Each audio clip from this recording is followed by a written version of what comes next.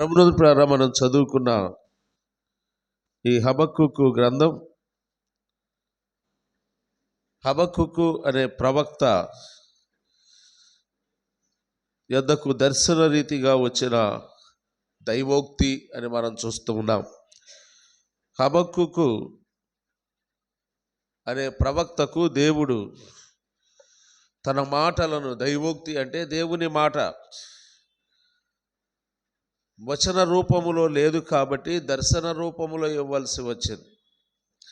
ఇప్పుడు మనకు దర్శనాలు ఉంటాయా అంటే దర్శనాలు మనకు ఉండవు. ఎందుకు? వాక్యము శరీరధారిగా కృపాసత్య సంపూర్ణుడిగా మన మధ్య నివసించుచున్నది వాక్యం.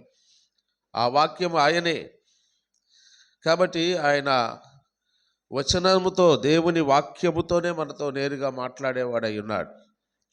అలనాడు దర్శన రూపములో హబక్కూకుతో మాట్లాడిన మాటలు మనం గమనించినట్లయితే 2 సార్లు ప్రధానంగా 5వ వచనములో 6వ వచనములో 2 సార్లు ఒకే మాట ప్రస్తావించబడింది. చూడండి, 5వ వచనం, మొదటి అధ్యాయం 5వ వచనం.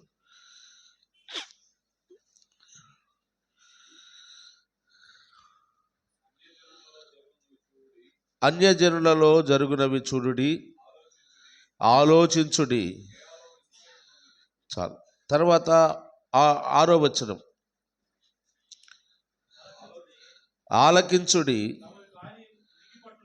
తమవి కాని ఉనికి పట్లకు ఆక్రమించవలని బూదిగంతముల వరకు సంచరించు ఉద్రేకము గల క్రూరులకు కల్దీయులను నేను రేపుచున్నాను.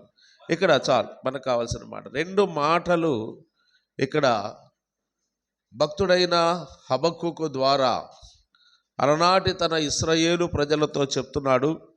5వ వచనములో ఆలోచించండి అంటున్నాడు. దాని సరిగా 2 లైన్ల కిందకు వచ్చేలోకే ఆలకించండి అంటున్నాడు. ఆలోచించండి, ఆలకించండి, ఈ 2 పదాలు అతి ప్రాముఖ్యమైనవి మన జీవితాల్లో. ప్రతి ఒక్క వ్యక్తి జీవితములో ఈ 2 పదాలు మన జీవితాలకు అన్వయించుకున్నప్పుడు ప్రతిదీ ఆశీర్వాదకరంగా మారుతుంది. ఆలకించాలి, ఆలోచించాలి.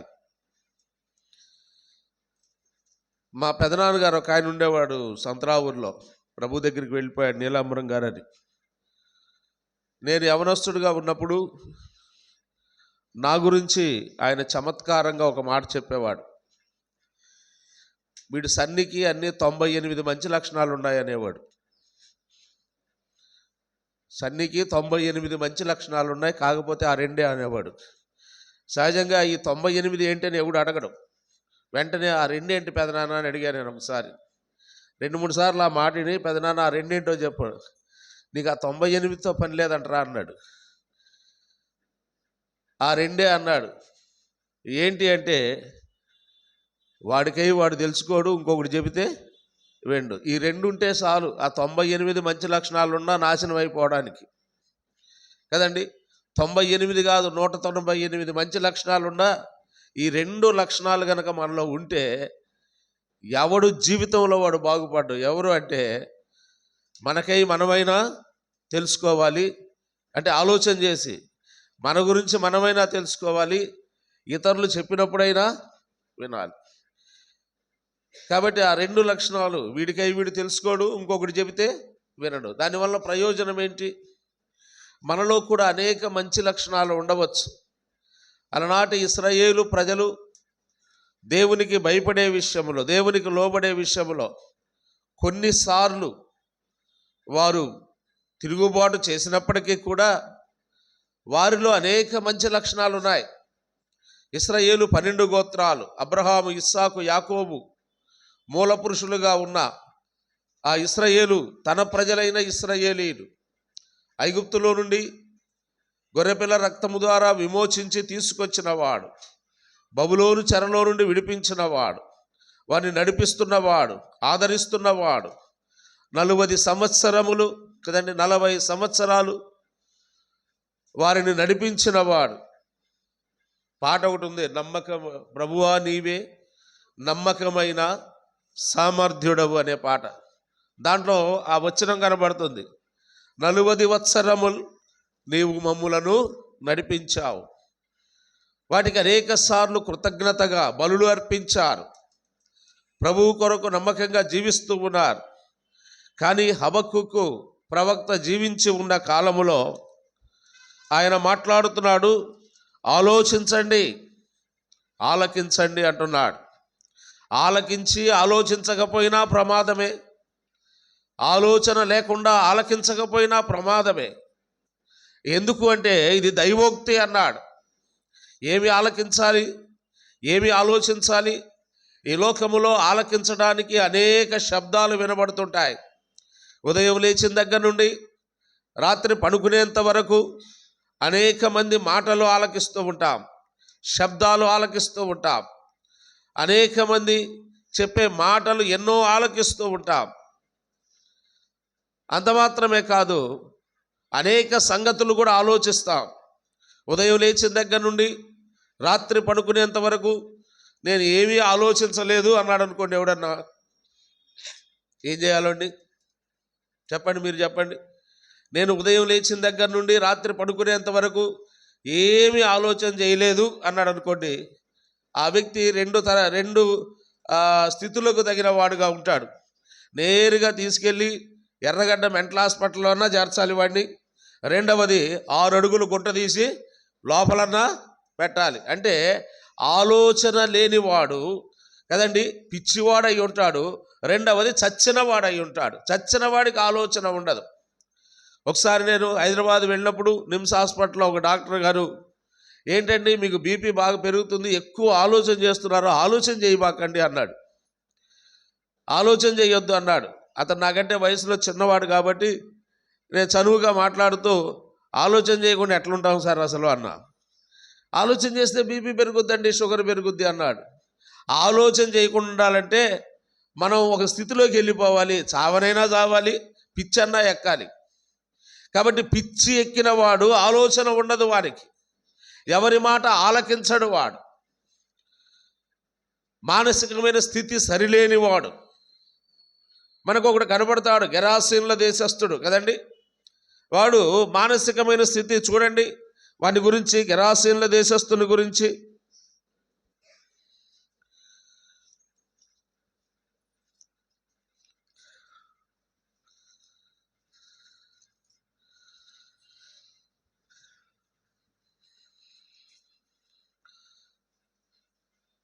లూకా సువార్త 8వ అధ్యాయం, మత్తయి సువార్త 8వ అధ్యాయం, 2 స్థలాల్లో ఉంటుంది.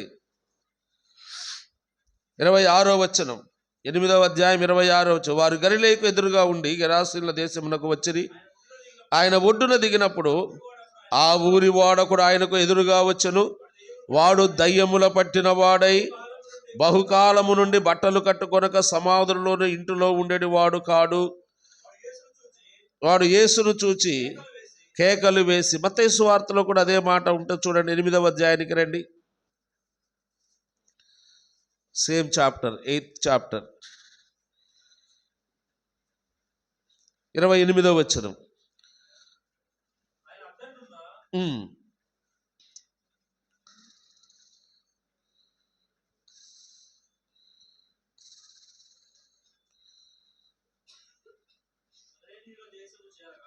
క్షమించండి, మార్క్స్ వార్తలు అనుకుంటాను చూడండి,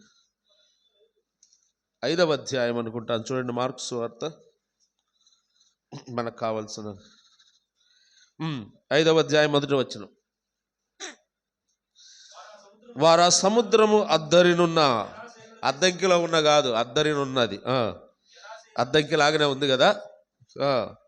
గెరాసీనుల దేశమునకు వచ్చిరి. ఆయన దోణి దిగగానే అపవిత్రాత్మ పట్టిన వాడొకడు సమాధులలో నుండి వచ్చి ఆయనకు ఎదురుపడెను. వాడు సమాధులలో వాసము చేసేటి వాడు, సంకెళ్లతోనైనను ఎవరును వానిని బంధించలే. పలుమార్లు వాని కాళ్లకు చేతులకు సంకెళ్ళు వేసి బంధించినను వాడు ఆ చేతి సంకెళ్లను తెంపి కాలి సంకెళ్లను తుత్తునీలుగా చేసిన గనుక ఎవడును వానిని సాధుపరచలే. ఆ తర్వాత వాడు ఎల్లప్పుడూ రాత్రింబగళ్ళు సమాధులలో కొండలలోను కేకలు వేయిచు తను తాను రాళ్లతో గాయపరుచుకొనుచుండెను. ఇది వాడి స్థితి. దేనికి ఈ స్థితిలో ఉన్నాడు వీడు? చెప్పండి, దేనికి ఈ స్థితిలో ఉన్నాడు వీడు? ఇందాక మనం చదువుకున్నాం కదా హబక్కూకు గ్రంథములో. దేనికి ఈ స్థితిలో ఉన్నాడు? ఆలోచన లేని స్థితిలో ఉన్నాడు, ఆలకించే స్థితిలో లేడు. ఆలోచించే స్థితిలో లేడు, ఆలకించే స్థితిలో లేడు. ఆ గ్రామ ప్రజలు వానికి అనేక మార్లు చెప్పారు, ఇది కాదురా బాబు ఉండాల్సిన పద్ధతి, నువ్వు అందరికంటే భిన్నంగా ప్రవర్తిస్తున్నావు, అందరూ ఇళ్లల్లో ఉంటే నువ్వు శ్మశానంలో ఉంటున్నావు, అందరూ ప్రశాంతంగా ఉంటే నువ్వు ప్రశాంతత లేకుండా ఉన్నావు, ఇది కాదు ఈ పద్ధతి అని అనేకులు చెప్పినను వాడు ఆలోచన లేకుండా ఆలకించకుండా ఉన్నాడు. అందుకే దేవుడు ఆలోచించండి, ఆలకించండి అంటున్నాడు. దేవుని మాట ఆలోచన చేయడం ఆశీర్వాదకరం. దేవుని మాటలు జ్ఞాపకానికి తెచ్చుకోవడం ఆశీర్వాదకరం.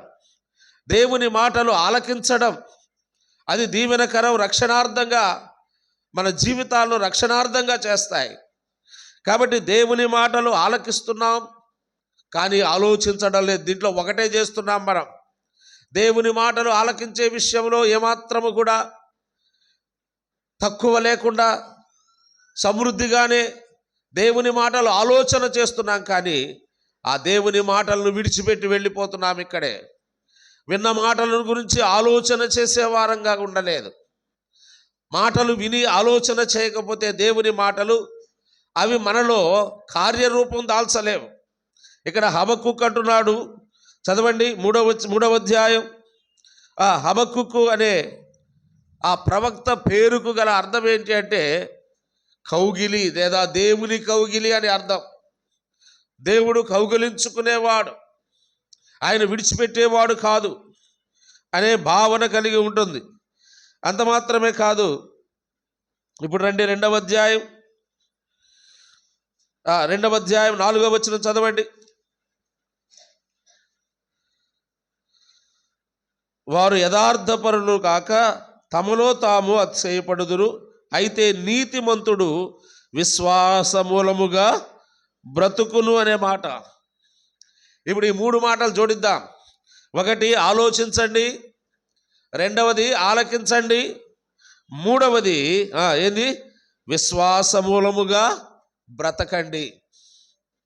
బ్రతకడానికే కదా మనల్ని మరి ఒక సంవత్సరానికి దేవుడు తీసుకొని వచ్చింది. ఆలోచించి ఆలకించి దేవుని మాటలు ఆలోచన చేసి ఎలా బ్రతకాలి? విశ్వాసమూలముగా బ్రతకాలి అంటున్నాడు. విశ్వాసము చేత, కింద మూల భాషలో ఒకటనేసి విశ్వాసము చేత ఆలకించుట ద్వారా మన హృదయములో విశ్వాసం కలుగుతుంది. ప్రతిదినము దేవుని మాటలు ఆలోచించే వారంగా, ఆలకించి ఆలోచించే వారంగా, విశ్వాసమూలంగా బ్రతికే వారంగా ఉండాలి. అందుకే బ్రతకడానికే మరి ఒక సంవత్సరాన్ని ఇచ్చాడు. రాత్రి ఈ కూడిక అయిపోయిన తర్వాత మనం 1:00-1:30కు గృహాలు చేరుకున్నాము. మనకు తెలిసిన అబ్బాయి, ఇక్కడ సంజీవ్ నగర్ చెందిన అబ్బాయి యాక్సిడెంట్ అయి చనిపోయాడు. రాత్రి 1:30 ప్రాంతంలో హాస్పిటల్కి తీసుకుని వెళ్ళే లోపల దారిలోనే యాక్సిడెంట్ అయి చనిపోయాడు. ఇక్కడ ఏరియా అబ్బాయి. ఎంత భయంకరంగా ఉన్నాయి. నూతన సంవత్సరంలో ప్రవేశించిన గంటన్నర లోపలే మరణ వార్త వినాల్సి వచ్చింది.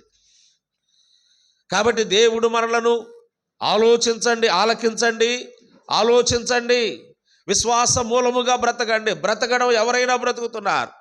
పిచ్చి కుక్క కూడా బ్రతుకుతుంది బజార్లో. బ్రతకడం మాత్రమే ముఖ్యం కాదు. మనం బ్రతుకుతున్నామంటే దేన్ని ఎలా బ్రతకాలి అంటే కదండి, విశ్వాస మూలముగా నీతిమంతులముగా ఎలా బ్రతుకుతున్నామని ఆలోచన చేయాలి. ఈ మధ్యాహ్న కాల సమయంలో దేవుని మాటలు ఆలకిస్తున్నప్పుడు మనం ఆలోచించవలసింది ఏంటి అంటే, ఇప్పుడే మొదలుపెట్టారు ఎన్ని గంటలకు అయిపోద్దో అని కాదు కదండి, ఎన్ని గంటలకు ముగిస్తాడో ఇప్పుడే మొదలుపెట్టాడు కదండి. మన ఆలోచన అంతా ఈ భూ సంబంధమైన ఆలోచనే కదండి. త్వరగా వెళ్ళాలి, ఏదో ఒకటి వండుకొని వచ్చి ఉంటాం, దాని సంగతి ఏందో చూడాలి, ఇదే ఆలోచన కలిగి ఉంటున్నాం. కానీ దేవుడు అంటున్నాడు, ఆలకించండి, ఆలోచన చేయండి. దేని గురించంట? నీతిమంతులుగా జీవించడానికి. విశ్వాస మూలముగా, నీతిమంతుడైతే విశ్వాస మూలముగా జీవిస్తాడు. మనము నీతిమంతులమా కాదా? ఒకవేళ నీతిమంతులుగా తీర్చబడిన వారమైతే విశ్వాస మూలముగా బ్రతుకుదురు అన్నాడు. ఇప్పుడు హబక్కూకు గ్రంథం 3వ అధ్యాయానికి రండి. మనం బ్రతుకుతూ ఉండగా ఆలకించి ఆలోచించి విశ్వాస మూలముగా బ్రతుకుతూ ఉన్నప్పుడు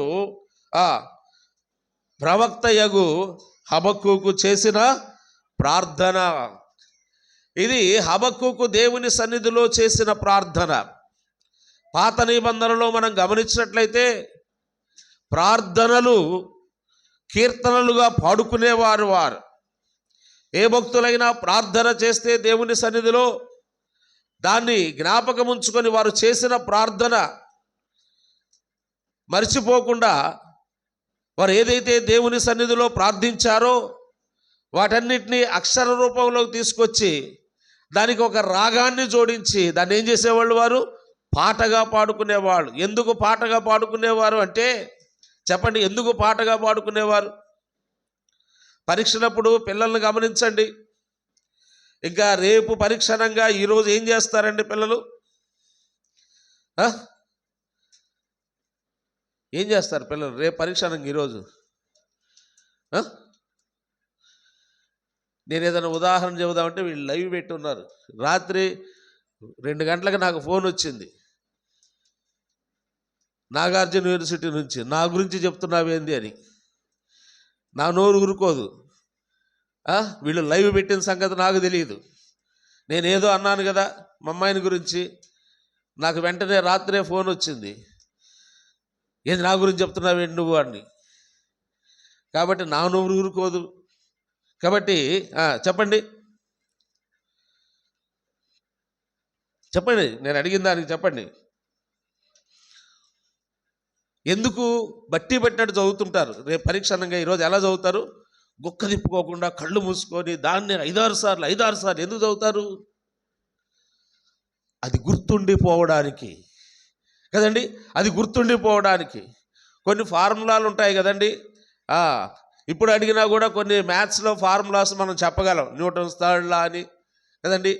ఇంకా రకరకాల చిన్నప్పుడు చదువుకున్నాయి కొన్ని గుర్తుంటాయి. బాగా బైహార్ట్ కొట్టినవి జీవితాంతం గుర్తుంటాయి. అందుకే ఇశ్రాయేలు ప్రజలు ఏం చేసేవారంటే, అలాంటి భక్తులకున్న శ్రేష్టమైన అలవాటిది. ప్రార్థన చేసేసాం అయిపోయింది అనుకునేవారు కాదు. ఏం ప్రార్థన చేశారో ఆ ప్రార్థనను వ్రాత రూపంలోకి తీసుకొచ్చి దానికి ఒక రాగాన్ని జోడించి దాన్ని ఏం చేసేవాళ్ళు? పాటలాగా పాడుకునేవారు. అంటే ప్రార్థన ద్వారా దేవునితో మాట్లాడిన మాటలే మరలా కీర్తన రూపంలో దేవుణ్ణి స్తుతించేవారు. ఆ పదాలు ఆ దేవుని యొక్క ఔన్నత్యాన్ని. సరే పైన సౌండ్ వస్తుంది, కట్టేవాళ్ళు పోయిన. ప్రార్థన ద్వారా వారు ఏదైతే దేవుని సన్నిధిలో మొరపెట్టారో వాటిని గురించి ఆలపిస్తూ ఉండేవారు. అవి మర్చిపోకూడదని వారి ఉద్దేశం. మనం ఏదైతే కమిట్మెంట్గా దేవుని సన్నిధిలో ప్రార్థన చేశామో అది జీవితాంతం గుర్తుండాలి. అందుకే పాట రూపంలో పాడేవారు. అందుకే మనకు కీర్తన గ్రంథములో మీరు గమనించండి, ఇక్కడ కూడా హబక్కూకు చేసిన ప్రార్థన చదవండి. మొదటి వచనం హబక్కూకు చేసిన. లోపల ఖాళీ ఉంది రెండమ్మ, లోపల ఖాళీ ఉంది రండి, చదవండి. 3వ అధ్యాయం మొదటి వచనం. ప్రవక్త యగు హబక్కూకు చేసిన ప్రార్థన వాయిద్యములతో పాడదగినది అన్నాడు. ప్రార్థనే కానీ వాయిద్యములతో అది పాడదగింది అంటాడు. మనకు తెలుసు కదండి. 90వ కీర్తన ఒకసారి చూడండి. 90వ కీర్తన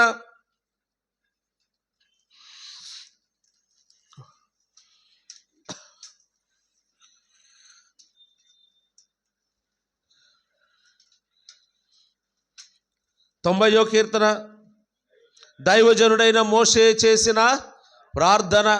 ఏ లిస్టులో ఉండాలి కీర్తన కదండి? ఎక్కడ ఉండాలి? ఇది ప్రార్థనలో ఉండాలి. ఎక్కడికి వచ్చింది? ఇది కీర్తనల్లోకి వచ్చింది.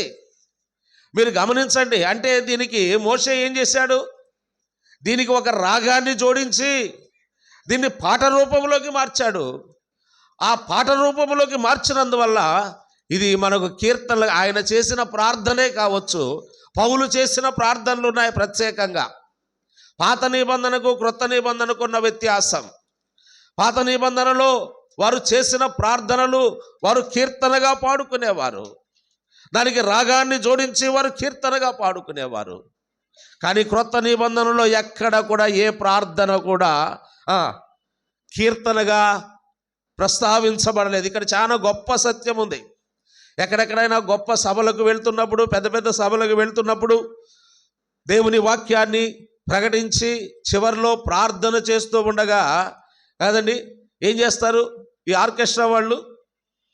చెప్పండి, ప్రార్థనకి ఏం చేస్తారు? కీబోర్డు వాయిస్తుంటారు, ప్రార్థనకు వెనక నుంచి ఎఫెక్ట్స్ ఇస్తూ ఉంటారు. ప్రార్థన ఇంతకీ ఎవరికి చేసేది అది చెప్పండి? దేవునికా మనుషులుగా? ప్రార్థనలో ఏముండాలి? పరిశుద్ధత ఉండాలి, విశ్వాసం ఉండాలి. ఆర్కెస్ట్రా కాదు ప్రార్థనకి. దేవునికి మన ప్రార్థన వినసొంపుగా ఉండాలి అంటే ప్రార్థన పవిత్రమైన హృదయాలతో ప్రార్థన చేయాలి, నీతిమంతులంగా తీర్చబడి ప్రార్థన చేయాలి, ప్రభువును గణపరిచేటట్టుగా మనం ప్రార్థన చేయాలి, ప్రభువుకు లోబడేటట్టుగా మనం ప్రార్థన చేయాలి. అంతేగాని ఆ ఆర్కెస్ట్రా కీబోర్డు ఎఫెక్ట్లు ప్రార్థనకున్నంత మాత్రాన దేవుడు ఆలకించేవాడు కాదు. ఆ ప్రార్థన కేవలం మనుషులను సంతోషపెట్టడానికి తప్ప అది దేనికి పనికిరాదు. వెంటనే నేను ఆపేయండి అని చెప్తాను. కొంతమంది వెయ్యండి అని చెప్పే బోధకులు ఉన్నారు, వాళ్ళకి అది లేకపోతే ప్రార్థన చేయలేరంట. అప్పుడు నాకు అనిపించింది, ప్రార్థన నడిపించేది ఎవరు చెప్పండి? ప్రార్థన ఎవరు నడిపిస్తారు? పరిశుద్ధాత్మ దేవుడు. ఇప్పుడు వీళ్ళు చేసే ప్రార్థన చెప్పండి ఎవరు నడిపిస్తారు? ఇన్స్ట్రుమెంట్స్ నడిపిస్తాయి వీళ్ళ ప్రార్థన. పరిశుద్ధాత్మ దేవుడు నడిపించడు వీళ్ళ ప్రార్థన. ఈ ప్రార్థనల్లో ఏదో జరుగుద్దని మనం ఆశపడిపోతున్నాం. అసలు ఆ ప్రార్థనలు పరలోకానికే చేరవు. దేవుని నమ్మిన వారమైన మనం ప్రార్థించేటప్పుడు నీతిమంతులంగా తీర్చబడిన వారమై ఉండాలి, ఆలకించి ఆలోచించే వారమై ఉండాలి, ఆలోచన లేకుండా. అదిగో మోషే చేసిన ప్రార్థన అని మనం చూస్తున్నాం. ఇంకా మనం గమనించినట్లయితే హిజ్కియా చేసిన ప్రార్థన ఉంది. ఇంకా కొన్ని ప్రార్థనలు పాత నిబంధనలో అమర్చబడ్డాయి కీర్తనలుగా. కానీ క్రొత్త నిబంధనకు వచ్చేలకి కీర్తనలే, ప్రార్థనలే, ప్రార్థనలు యాచనలు అన్నాడు దేవుని స్తుతించే విషయంలో. కాబట్టి వాయిద్యములతో దేవుని స్తుతించాలి అన్నాడు, వాయిద్యములతో ప్రార్థన చేయాలి అనలేదు. కాబట్టి పాత నిబంధన సిద్ధాంతం ఇంకా మనలో జరుగుతూనే ఉంది. ఇక్కడ హబక్కూకు అంటున్నాడు, చదవండి ఇప్పుడు 3వ అధ్యాయం 1వ వచనం. పాడదగినది, యెహోవా నిన్ను గూర్చిన వార్త విని నేను భయపడుచున్నాను. యెహోవా నిన్ను గూర్చిన వార్త విని నేను అక్కడ వాటర్ బాటిల్, వెనక యెహోవా నిన్ను గూర్చిన వార్త విని నేను భయపడుచున్నాను అన్నాడు. ఒక వార్త విన్నప్పుడు భయము కలుగుతుంది కదండి. రాత్రి విన్న వార్త మాకు చాలా భయం కలిగించింది. చాలాసేపు దాని గురించే మాట్లాడుకున్నాము ఇక్కడ, దాదాపు 2-2:30 దాకా. ఎంతో విషాదకరమైన వార్త. ఎందుకు భయం కలిగింది అంటే దాని గురించి మనం ఆలోచన చేశాం కాబట్టి. ఆలకించిన దాని గురించి పట్టించుకోకుండా వదిలేస్తే దాని గురించి మనకేం భయం కలగదు. ఎవరైనా వచ్చి కూర్చొని ఏదైనా ఒక యాక్సిడెంట్ గురించి మన ముందు కదండి మాట్లాడుకుంటూ డిస్కస్ చేస్తూ ఉండగా ఏం స్టార్ట్ అవుద్ది మనలో? దాని గురించి ఆలోచించడం ప్రారంభిస్తాం. ఒకసారి నేను కారులో వెళుతూ ఉండగా భయంకరమైన యాక్సిడెంట్, ఆ తాడేపల్లిగూడెం తణుకు రాజమండ్రి మధ్యలో భయంకరమైన యాక్సిడెంట్. నేను ఒక దైవ సేవకుని ఎయిర్పోర్ట్లో విడిచిపెడదామని వెళ్తున్నాను, రాజమండ్రి ఎయిర్పోర్ట్కి వెళ్తున్నాను. నేనే డ్రైవ్ చేస్తున్నాను, చాలా స్పీడ్గా వేగంగా వెళ్తున్నాము. ఆ రోజు ఆ ఫ్లైట్ అందదని ఆ బ్రదర్కి. భయంకరమైన యాక్సిడెంట్. నేను స్లో చేశాను కారు చూద్దామని. ఆ పక్కన ఉన్న దైవ సేవకుడు చెప్పాడు నాకు, సన్నీ నో, బండి పోనీ ఆపొద్దు అన్నాడు. బ్రదర్ ఏం జరిగిందో కనుక్కుందామని అన్నాను. నో అన్నాడు, వెళ్ళనివన్నాడు. అక్కడ ఎవరు లేకపోతే మనం వెళ్ళి ఏదైనా సహాయం చేయాలా, తప్పదప్పుడు. చాలా మంది అక్కడ ఉన్నారు. ఇప్పుడు నువ్వు నేను దాన్ని చూసామనుకోండి, ఏం ప్రారంభమవుతుంది? నేను ఫ్లైట్ ఎక్కిన దగ్గర నుండి దిగేంత వరకు, నేను ఇంటికి చేరేంత వరకు కదండి, దేని గురించి ఆలోచిస్తాను? దాని గురించే. ఏదైతే మనం విన్నామో, అక్కడ ఏదైతే చూసామో వాటిని గురించి ఆలోచించడం ప్రారంభిస్తూ ఉంటాం. ఆలోచించినందువల్ల ఆ కుటుంబానికి కానీ మనం చేసే మేలేమీ లేదు. దానికంటే కూడా వారి గురించి మనం ప్రార్థన చేయడం మేలు. ఆలోచించినందువల్ల అది మన హృదయములోకి వచ్చేస్తుంది ఆలోచన, భయము కలుగుతుంది. మరలా నువ్వు తిరుగు ప్రయాణం చేయాలి. దాన్నే ఆలోచన చేస్తూ ఉంటే అది మనకు భయము కలిగిస్తుంది. అనేక సంగతులు ఆలోచన చేసి భయపడుతున్నాం ఈ దినాల్లో. ఎవరైనా ఏదైనా చెప్పారంటే భయపడతాం దానికి. ఇది ఇలా ఉండకూడదు, ఇది ఇలా ఉండాలి అంటే భయపడతాం. ఎవరైనా చనిపోయారు అంటే భయపడుతున్నామే. కానీ ఒకే ఒక విషయంలో మాత్రం భయము లేకుండా ఉంటున్నాము. ఏ విషయం? ఇక్కడ హబక్కూకు అంటున్నాడు, యెహోవా నిన్ను గురించిన వార్త నేను విని నేను భయపడుచున్నాను. యెహోవా నిన్ను గురించిన వార్త, నీ దైవోక్తి, నీ మాటలు విన్నప్పుడు నా హృదయంలో భయం కలిగింది అంటున్నాడు. ఎన్ని సంవత్సరాల నుంచి వింటున్నాం, ఎన్ని ఏండ్ల నుంచి వింటున్నాం, ఎన్ని వర్తమానాలు వినుంటాం, ఎంతమంది దైవ సేవకుల ద్వారా వినుంటామండి. అయినా మనకు భయం ఉందా? దేవుని వాక్యం అనే భయం ఉందా? వింటున్నది దేవుని వాక్యం. అలనాటి ఇశ్రాయేలు ప్రజలు ప్రవక్త వారి మధ్యకు వచ్చాడంటే, అమ్మో ఏ వర్తమానం తీసుకొని వచ్చాడు, దేవుడు ఏ వర్తమానాన్ని పంపించాడని వారు ఆలకించడానికి వేగిరపడి వచ్చారు. అదిగో ఆ బూరలు, వెండి బూరలు ఊదినప్పుడు ఇశ్రాయేలు 12 గోత్రాల ప్రజలు చేరి వచ్చేవారు. ఆ బూర శబ్దం వినబడినప్పుడు, ఎందుకు బూర శబ్దం దేని కొరకు? పాత నిబంధనలో ఇశ్రాయేళ్ల మధ్య బూరలు ఊదబడినట్టుగా మనం చూస్తాం. ఎందుకొరకు బూర? దేని కొరకు? పర్పస్ ఏంటి? అది అలర్ట్గా ఉండడానికి వచ్చే బోర, అది రాకడ బోర. దానికి అలర్ట్గా ఉండాలి. ఇశ్రాయేలు పక్షాన బోర ఊదినప్పుడు ఏం చేయాలి? ఇప్పుడు స్కూలు ఇంకా 10 గంటలకి స్టార్ట్ కాలేదు, 9:30 కల్లా పిల్లలందరూ వచ్చేసారు. ఏం చేస్తుంటారు వాళ్ళు? క్లాసులో పోయి కూర్చుంటారా? ఎప్పుడు కూర్చుంటారు? బెల్ కొట్టగలనే, ఆ శబ్దం వినపడంగానే ప్రతి ఒక్క విద్యార్థి తన చెవులలో ఆ బెల్ శబ్దం ఎప్పుడైతే వినబడిందో ఎక్కడు వారు అక్కడ ఒక స్థలానికి చేర్చబడతారు, గుంపుగా సమకూర్చబడడానికి. బోర యొక్క ఉద్దేశం ఏంటి అంటే సమకూర్చబడడానికి. ఎప్పుడైతే యాజకులు కానీ బోరలు ఊదారో వెంటనే ఇశ్రాయేలు 12 గోత్రాలు వాళ్ళు ఎక్కడికి రావాలి? ప్రత్యక్షపు గుడారము యొద్దకు రావాలి. వారికి ఒక శబ్దం, అది ఆ నాదము ఎప్పుడైతే వినబడుతుందో, ఆ నాదము వారి వినికిడికి ఎప్పుడైతే వస్తుందో వెంటనే వారు 12 గోత్రాల్లో ఉన్న ప్రజలు వారి గుడారాలు విడిచిపెట్టి ఎక్కడికి రావాలి? ప్రత్యక్షపు గుడారము యొద్దకు రావాలి. దేవుని ప్రత్యక్షత కొరకు పరిగెత్తుకుంటూ రావాలి, భయముతో వణుకుతో రావాలి. ఒకసారి మన గురించి ఆలోచన చేద్దాం. సంవత్సరాలు గడిచిపోతున్నాయి, మాసాలు దాటిపోతున్నాయి, మన వయసు పెరిగిపోతుంది. ఒకప్పుడు మనము చిన్నపిల్లలంగా ఉన్నాం కదండి, నా వయసు వాళ్ళతో అంటున్నాను. ఒకప్పుడు తర్వాత యవనస్తులమయ్యాం, మధ్య వయసు కూడా దాటిపోయి వృద్ధాప్యంలోకి వచ్చాం. కానీ దేవుని స్వరము విన్నప్పుడు, దేవుని మాటలు విన్నప్పుడు భయము కలుగుతుందా? అదిగో ఇక్కడ ప్రవక్త అంటున్నాడు కదండి, యెహోవా నిన్ను గూర్చిన వార్త విని నేను భయపడుచున్నాను. నాకు భయము కలుగుతుంది. నీ మాట విన్నప్పుడు, నీ మాటలు విన్నప్పుడు, నీ వాక్యాన్ని విన్నప్పుడు నాకు భయము కలుగుతుంది అంటాడు. ఒక మాట చూడండి, 119వ కీర్తన 120వ వచనానికి రండి.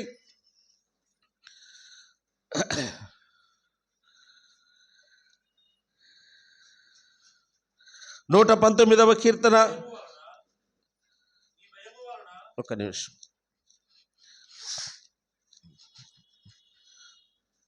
119, 120. నీ భయము వలన నా శరీరము వణుకుచున్నది, నీ భయము వలన నా శరీరము వణుకుచున్నది, నీ న్యాయ విధులకు నేను భయపడుచున్నాను. ఇక్కడ దావీదు అంటున్నాడు, అయ్యా నీ స్వరము లేదా నీ నీ నీ భయము వలన నా శరీరము వణుకుచున్నది అన్నాడు. దేనికి భయపడుతున్నాడు దావీదు? దేనికి భయపడుతున్నాడు? కింద వచ్చిన చూడండి, నీ న్యాయ విధులకు నేను కదండి భయపడినందువల్ల దావీదు ఏం చేస్తున్నాడట? వణికిపోతున్నాను అన్నాడు. అయ్యా నీ న్యాయ విధులు నేను విన్నప్పుడు భయపడి వణికిపోతున్నాను. అసలు వణకడం ఉందండి మనకి కదండి, నీరసం వచ్చి వణకడం కాదు నేను అంటుంది కదండి. ఇంకా చలికాలం కాబట్టి వణుకుతాం. ఈ చలికి వణకడం, నీరసానికి వణకడం కదండి, వణుకుడు రోగం వచ్చి వణకడం కాదు. దేవుని వాక్యానికి భయపడుతున్నాడు ఇక్కడ భక్తులు. చూడండి, పాత నిబంధన భక్తులు దేవుని వాక్యానికి, దేవుని న్యాయ విధులకు, దైవోక్తి ప్రవక్త వారి మధ్యకు వచ్చాడంటే ఏం వార్త వినాల్సి వస్తుందో, ప్రవక్త ద్వారా ఏం చెప్పబోతున్నాడో దేవుడని ఆలకించి ఆలోచించడానికి సిద్ధపడేవారు. ఈ దినాల్లో ఆలకించేవారు లేరు. ఆలకించిన దాని గురించి ఆలోచించేవారు విన్న వాక్యం ఇక్కడే వదిలిపెట్టి వెళ్ళిపోతాం కదండి. విన్న వాక్యాన్ని ఇక్కడే వదిలిపెట్టి వెళ్ళిపోతాం. ఈ మధ్య వాక్యం వదిలిపెట్టడం కంటే బైబిళ్ళు వదిలిపెట్టి వెళ్ళటం ఎక్కువైంది ఇక్కడ కదండి. బైబిళ్ళు వదిలిపెట్టి మాకు అప్పుడప్పుడు వారానికి ఒక బైబిల్ దొరుకుతుంది ఇక్కడ. ఈసారి అవన్నీ నేను మ్యూజియంలో పెడతానని చెప్పి అందరి ముందు వాటిని ప్రదర్శన చేస్తాను. బైబిల్ కదండి, అంటే దాంతో పని ఏముంది? ఇక్కడికి వచ్చినప్పుడే కదా దాంతో పని కదండి. మనం వాక్యాన్ని వదిలిపెట్టి వెళుతుంటే మన పిల్లలు ఏం వదిలిపెడుతున్నారు? బైబిళ్ళు వదిలిపెట్టిపోతున్నారు. పెద్దవాళ్ళు కూడా వదిలిపెడుతున్నారులేండి. ఒక ఆమె పెద్ద ఆంటీ బైబిల్ ఏడే ఉంది చాలా రోజులు. అసలు ఆమె ఇంట్లో కూడా బైబిల్ ఉందో లేదో కూడా చూసుకోవాలా.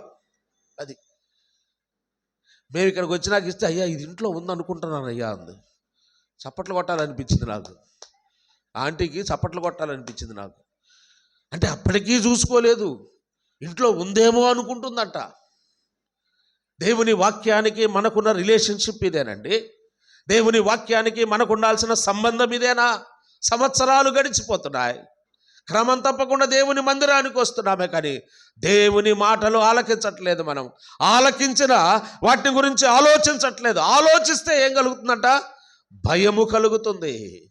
నీ మాటలు ఆలోచించినప్పుడు, అదిగో హబక్కూకు అంటున్నాడు, అదిగో నాకు నిన్ను గురించిన వార్త నేను విని భయపడుచున్నాను అంటున్నాడు. దావీదు అంటున్నాడు, నేను వణుకుచున్నాను నీ సన్నిధిలో. నీ మాట విని చూడండి, నీ న్యాయ విధులకు నేను భయపడుచున్నాను. ఒకసారి ఆదికాండ 28వ అధ్యాయానికి రండి.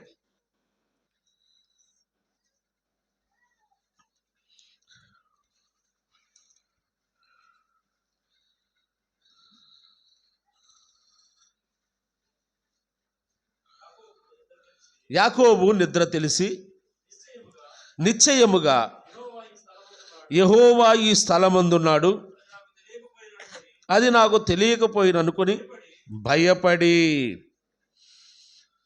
భయపడ్డాడు యాకోబు. భయపడి ఈ స్థలము ఎంతో భయంకరము, ఇది దేవుని మందిరమే. కానీ దేనికి భయపడ్డాడండి ఇక్కడ యాకోబు? దేవుని మందిరానికి భయపడ్డాడు. మనకు దేవుని మందిరం అంటే లెక్కలేదు, దేవుని సేవకుడు అంటే లెక్కలేదు కదండి. ఈ మధ్య ఒక సహోదరి అంది, నాకేమైనా భయం అయింది, నేను వచ్చి సేవకుడిని తాట తీస్తానంది. ఆమె కోసం ఎదురు చూస్తున్నాను. రామ్మ కొత్త సంవత్సరంలో అయినా వచ్చి అడుగుద్దేమో నేను చూస్తున్నాను. నాకేమైనా భయం అయ్యింది అడగటానికి, నేను వచ్చి అడుగుతాను. భయము లేని మాటలు, భయము లేదండి. దేవుడంటే భయము లేదు, దేవుని మందిరం అంటే భయము లేదు. యాకోబు మోసగాడైనప్పటికీ కూడా ఏమంటున్నాడు? నేను చూడండి, చదవండి ఆ మాట.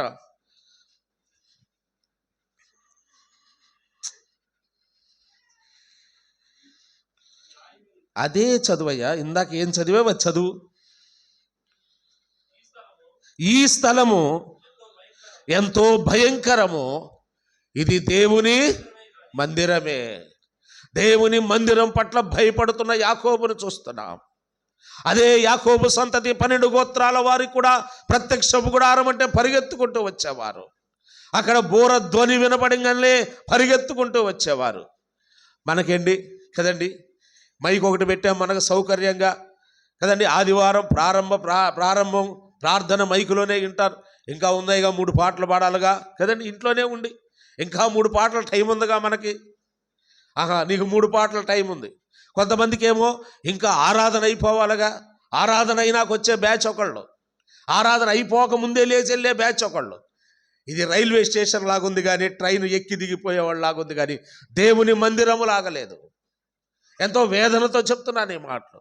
వారు ఆ బూర శబ్దం విన్నప్పుడు అందరూ కూడి వస్తారు, అక్కడికి ఒకే సమయానికి కూడి వస్తారు. దేవుని మాటల కొరకు ఎదురు చూస్తారు. ఎందుకంటే అది దేవుని మందిరం అనే భయం ఒకటి ఉంది. దేవుని మందిరం, అదిగో ప్రవక్త అనే భయం ఒకటి ఉంది. అదిగో అది దేవోక్తిని మాట్లాడతాడు ఆయన. హబక్కుకు భయపడలేదు అక్కడ. హబక్కుకు నోటిలో నుండి వచ్చిన దైవోక్తికి హబక్కు కూడా భయపడుతున్నాడు, భయపడుతూ వణుకుతున్నాడన్నాడు. కాబట్టి యాకోబు జీవితంలో దేవుని మందిరానికి భయపడిన యాకోబును మనం చూస్తాం.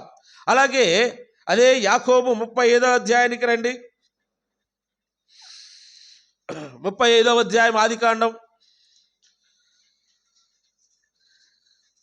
దేవుడు యాకోబుతో, నీవు లేచి బేతేలునకు వెళ్ళి అక్కడ నివసించి నీ సహోదరుడైన ఏశావు ఎదుట నుండి నీవు పారిపోయినప్పుడు నీకు కనబడిన దేవునికి అక్కడ బలిపీఠము కట్టమని చెప్పగా, యాకోబు తన ఇంటి వారితోనూ తమ యొద్ద ఉన్న వారితోనూ మీ యొద్ద ఉన్న అన్య దేవతలను పారవేసి మిమ్మును మీరు శుచిపరుచుకొని మీ వస్త్రములను మార్చుకుని మనము లేచి బేతేలునకు వెళ్ళుదము.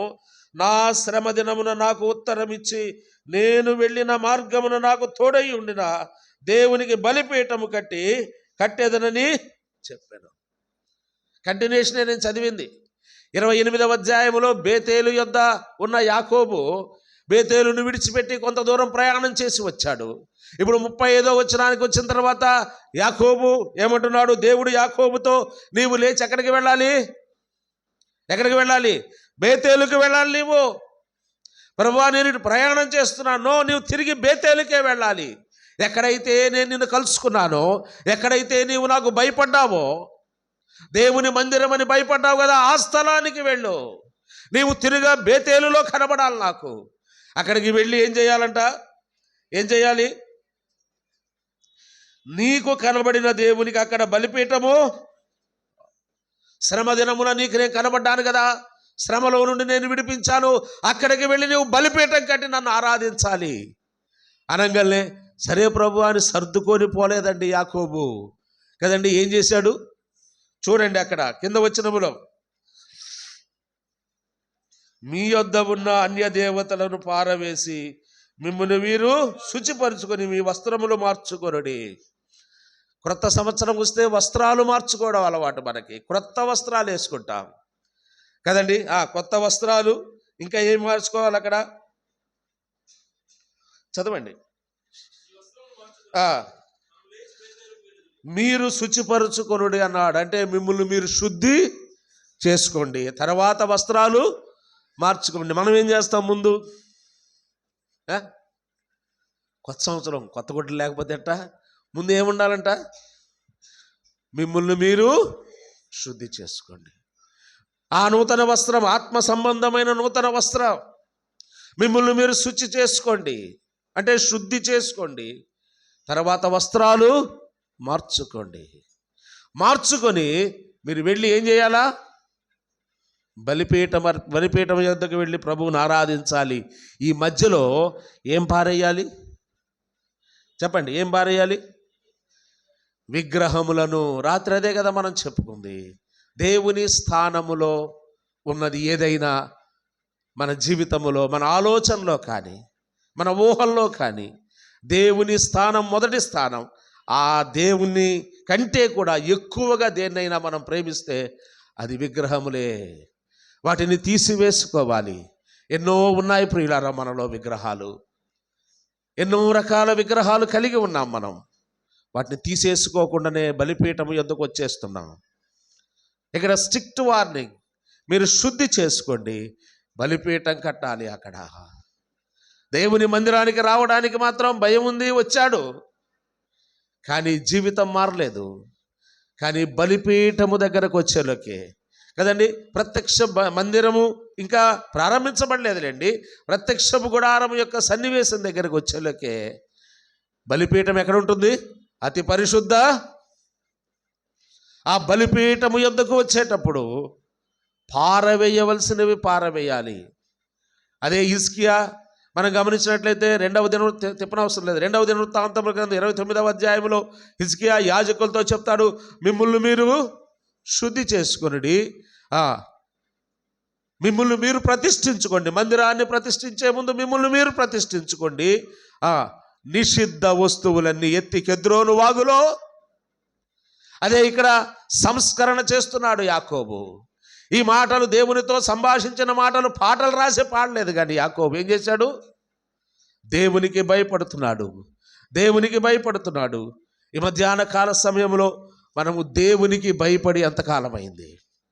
భయం లేకుండానే జీవిస్తున్నామా? భయము భక్తి లేకుండానే జీవిస్తున్నామా? ఇక్కడ అంటున్నాడు 2వ వచనం, హబక్కూకు రండి, 2వ అధ్యాయం, హబక్కూకు గ్రంథం 2వ అధ్యాయం 3వ అధ్యాయం 2వ వచనం.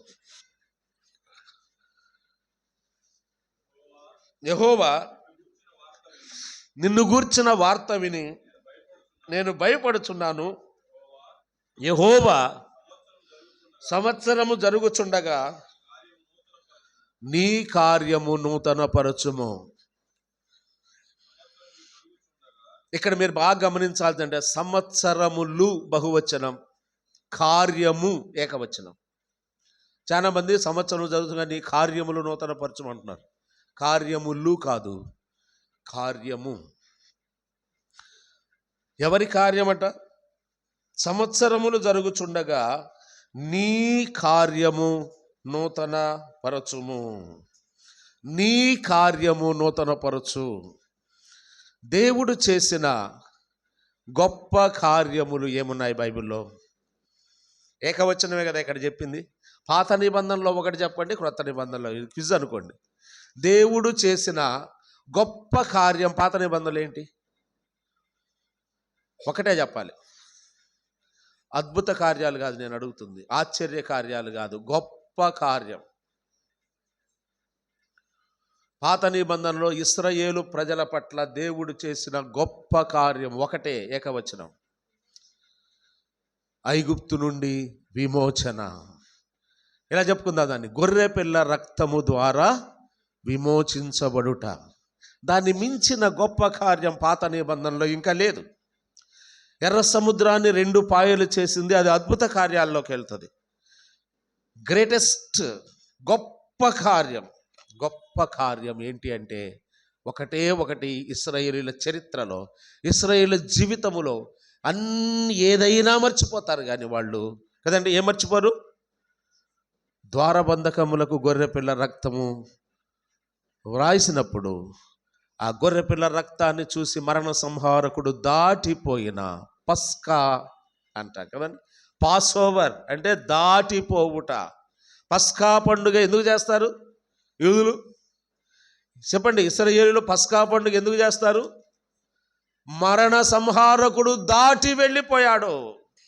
ఇశ్రాయేలీయుల లేదా యూదా, ఇశ్రాయేలు, హెబ్రీయుల ఇళ్లలో ఒక్క చోట కూడా మరణం జరగలేదు. కానీ ఐగుప్తీయుల ప్రతి కుటుంబానికి ఒక శవం లేచింది. ఇలాగే వారు కూడా 31st నైట్ పడుకున్నారేమో, నిద్రపోయారు. జనవరి 1వ తారీఖు వచ్చేలోకే ఇంటికి ఒక శవం అండి కదండి. భోజనాలకు పిలుస్తారు ఇంటికి ఒకళ్ళని అన్నట్టుగా కదండి. అప్పుడప్పుడు పల్లెటూరులో వింటుంటాయి, ఇంటికి ఒకళ్ళని భోజనానికి పిలిచారు అన్నట్టుగా.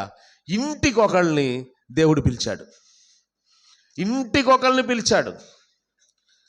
అయిపోయేలోకే ప్రతి ఇంటిలో ఒక శవం. ఎంత భయంకరమైన దినం అండి. ఐగుప్తంతా రోదన, మహారోదన, ఎటు చూసినా ఏడ్పులే, భయంకరమైన దినం. నేను గతసారి మీకు చెప్పాను, 3 సంవత్సరాల కిందట జమ్మల మడకలో మనకు తెలిసిన పిల్లలే 3 స్పాట్ యాక్సిడెంట్లో చనిపోయారు. మద్దిపాడు దగ్గర 3 డెడ్ బాడీలు తీసుకొని వచ్చారు. ఆ గ్రామం అంతట్లో 3 ఇళ్లలో 3 వ్యక్తులు చనిపోతే గ్రామమంతా తరలి వచ్చింది. చుట్టుపక్కల నుంచి, గ్రామాల నుంచి అనేక మంది ప్రజలు వచ్చారు, అనేక మంది రాజకీయ నాయకులు వచ్చారు. ఒకేసారి 3 చనిపోయారండి ఒక ఊర్లో. మన శ్రీకాంత్ వాళ్ళ బావమరిది ఎస్ఐ కూడా ఒకడు, మత్తయ్యి, వాళ్ళు మనతో పాటు పరిచర్లో యవనస్తులుగా కలుసుకున్నారు అప్పుడప్పుడు. నిజంగా నా జీవితంలో అత్యంత దుర్దినం ఏంటంటే, అత్యంత భయంకరమైన దినం ఏంటంటే, నా ఇంట్లో వ్యక్తులు చనిపోయినప్పుడు కూడా ఒక్క సమాధి కార్యక్రమమే, కానీ ఆ దినాన నా జీవితంలో ఎవరు చేసి ఉంటారేమో 3 సమాధి పెట్టెలు వరుసగా పెట్టి 3 సమాధి పెట్టెల మధ్యలో నిలబడి వాక్యం చెప్పాల్సిన పరిస్థితి నాకు వచ్చింది. ఏ దైవ సేవకుడు వచ్చి ఉండదేమో అలాంటి పరిస్థితి. ఏడుస్తూనే, పిల్లలు బాగా తెలిసిన వాళ్ళు, కానీ ప్రభువుని నమ్మలేదు వాళ్ళు. తెలిసారు, పరిచర్యకు వచ్చారు, మన సభల్లో కూడా వారు భోజనాలు వడ్డించారు. ఇక్కడికి వచ్చి కొమ్మాలపాడులో మీటింగ్ అంటే వచ్చేవాళ్ళు, డ్రమ్ము కొట్టేవాళ్ళు, ఆటో వేసుకొని అమ్మడిపూడి వెళ్తే ఆ రోజు రాత్రి ఆ 2 పిల్లలు మాతో ఉన్నారు. ఆ 3 సమాధి పెట్టెల దగ్గర నుంచొని వాక్యం చెప్పడానికి నా వల్ల కాలేదు ఆ రోజు. 3కి అలాగుంటే ఐగుప్తు అంతా ఎలాగుంటుందో ఆలోచించండి. ఐగుప్తులో ప్రతి ఇంటిలో ఒక వ్యక్తి చనిపోయాడు. అట్ ద సేమ్ టైం ఇశ్రాయేలీల కుటుంబాల్లో ఎవరు, ఇశ్రాయేళ్ల గృహాల్లో ఎవరు చనిపోలేదు. కారణం ఏంటి అని కదండి ఇన్వెస్టిగేషన్ మొదలుపెట్టారు. ఏంటి, వీళ్ళ ఐగుప్తీయుల కుటుంబాల్లోనే చనిపోయారు, ఇశ్రాయేళ్ల కుటుంబాల్లో ఒక్కళ్ళు కూడా చనిపోలేదు. కారణం ఏంటి అని చూడగా ఏం గుర్తొచ్చింది? వారి ద్వారబంధకములకు వారు గొర్రెపిల్ల రక్తము ద్వారా విమోచించబడ్డారు. ఇది పాత నిబంధన చరిత్రలో గొప్ప కార్యము. అదే ఇక్కడ హబక్కుకుతో అంటున్నాడు, నీ కార్యము నూతనపరచు. హబక్కుకు ఏం ప్రార్థన చేస్తున్నాడు? అయ్యా, నీ కార్యం ఒకటే గొప్ప కార్యం, అది పాతబడిపోయింది. వీళ్ళకి 40 సంవత్సరాలు అయిపోయింది, ఐగుప్తు దాటి వచ్చేసారు. ఆ రోజు ప్రతి ఇంటిలో ఒక గొర్రెపిల్ల వధించబడింది. ఆ గొర్రెపిల్ల రక్తము ద్వారా వీరు విమోచించబడ్డారన్న సంగతి మర్చిపోయారు. ఆ బాధ లేదు వీళ్ళకి. ఏదేదో చేస్తున్నారండి, ఏదేదో చేస్తున్నారు ప్రభు అని భారముతో హబక్కుకు చేసిన ప్రార్థన అండి ఇది. వేదనతో, అయ్యా వీళ్ళు మర్చిపోయారు నీ గొప్ప కార్యాన్ని, ఆ గొర్రెపిల్ల రక్తాన్ని వీళ్ళు మర్చిపోయారయ్యా. దాన్ని మరలా వారి జీవితాల్లో ఆ కార్యాన్ని నూతనపరచు. ఎర్ర సముద్రం మరి ఒకసారి చీల్చని చెప్పడం లేదు, ఐగుప్తులో చేసిన అద్భుత కార్యాలు మరలా జరిగించని చెప్పలేదు. ఇక్కడ నీ కార్యాన్ని నూతనపరచయ్యా. అవును, గొర్రెపిల్ల రక్తం ద్వారా విమోచించబడిన ఆ కార్యం మరలా నూతనంగా మనం ఆలోచించినప్పుడు అది మనకు దేవునికి భయపడడానికి సహాయపడుతుంది. దేవుడు అంటే ఏంటో మనం అర్థం చేసుకోగలం. ఆలకిస్తున్నావే కానీ ఆలోచించట్లేదు, అర్థం చేసుకోలేకపోతున్నావు. కారణం ఏంటంటే ఆ కార్యము పాతగిల్లిందండి మనకి. ఆ కార్యం ఎప్పుడో పాతది కదా. కదండి, యేసుక్రీస్తు సిలువలో జన్మ ఇప్పుడు కాదుగా, 2024 సంవత్సరాలు అంటే పాతగిల్లిపోయింది, పాతబడిపోయింది. అది పాతబడే కార్యం కాదు. అందుకే హబక్కుకు వేదనతో, అయ్యా నీ కార్యాన్ని నూతనపరచు. సంవత్సరాలు జరుగుతున్నాయి, కానీ నీ కార్యము ఎన్ని సంవత్సరాలకైనా నీ ఒక్క కార్యం చాలన్నట్టుగా అక్కడ సంవత్సరాలు అన్నాడు బహువచనం కింద, నీ కార్యాన్ని నూతనపరచు అంటున్నాడు. దేవుడు ఇశ్రాయేలు పక్షాన చేసిన ఆ కార్యాన్ని వారు మరిచిపోయారు. అలాగైతే మన దగ్గరకు వద్దాం. క్రొత్త నిబంధనలో ఆయన చేసిన గొప్ప కార్యం ఏంటి? అక్కడైతే అది ఇంకా గొప్ప కార్యం కదా. మన కొరకు ఇశ్రాయేలు చేసిన దానికంటే ఇశ్రాయేలీలు ఇంటింట ఒక గొర్రె పిల్లను వధించి ఆ రక్తముతో విమోచించబడ్డారు. కానీ మన కొరకు ఆయన చేసిన గొప్ప కార్యం, దేవాతి దేవుడై ఉన్నవాడు ఈ భూలోకానికి రావడమే ఒక క్రొత్త. ఆయన ఈ మానవుడిగా జన్మించాడు. ఆయనే గొర్రెపిల్లగా, ఇదిగో లోక పాపమును మోసుకొని పోవచ్చున్న దేవుని గొర్రెపిల్లగా కలువరి శిలువలో వేలాడదీయబడ్డాడు ఆయన. ఈ కార్యం కూడా మనకు పాతబడిపోయిందండి. క్రిస్మస్లు వస్తున్నాయి, గుడ్ ఫ్రైడేలు వస్తున్నాయి, ఈస్టర్లు వస్తున్నాయి, కార్యము పాతదైపోతుంది. ఎన్ని వచ్చినా కూడా సంవత్సరాలు జరిగేటప్పుడు కార్యాన్ని, ఈ రెండు కార్యాలను ప్రస్తావిస్తాడు. 126వ కీర్తనలోకి రండి. 126వ కీర్తన.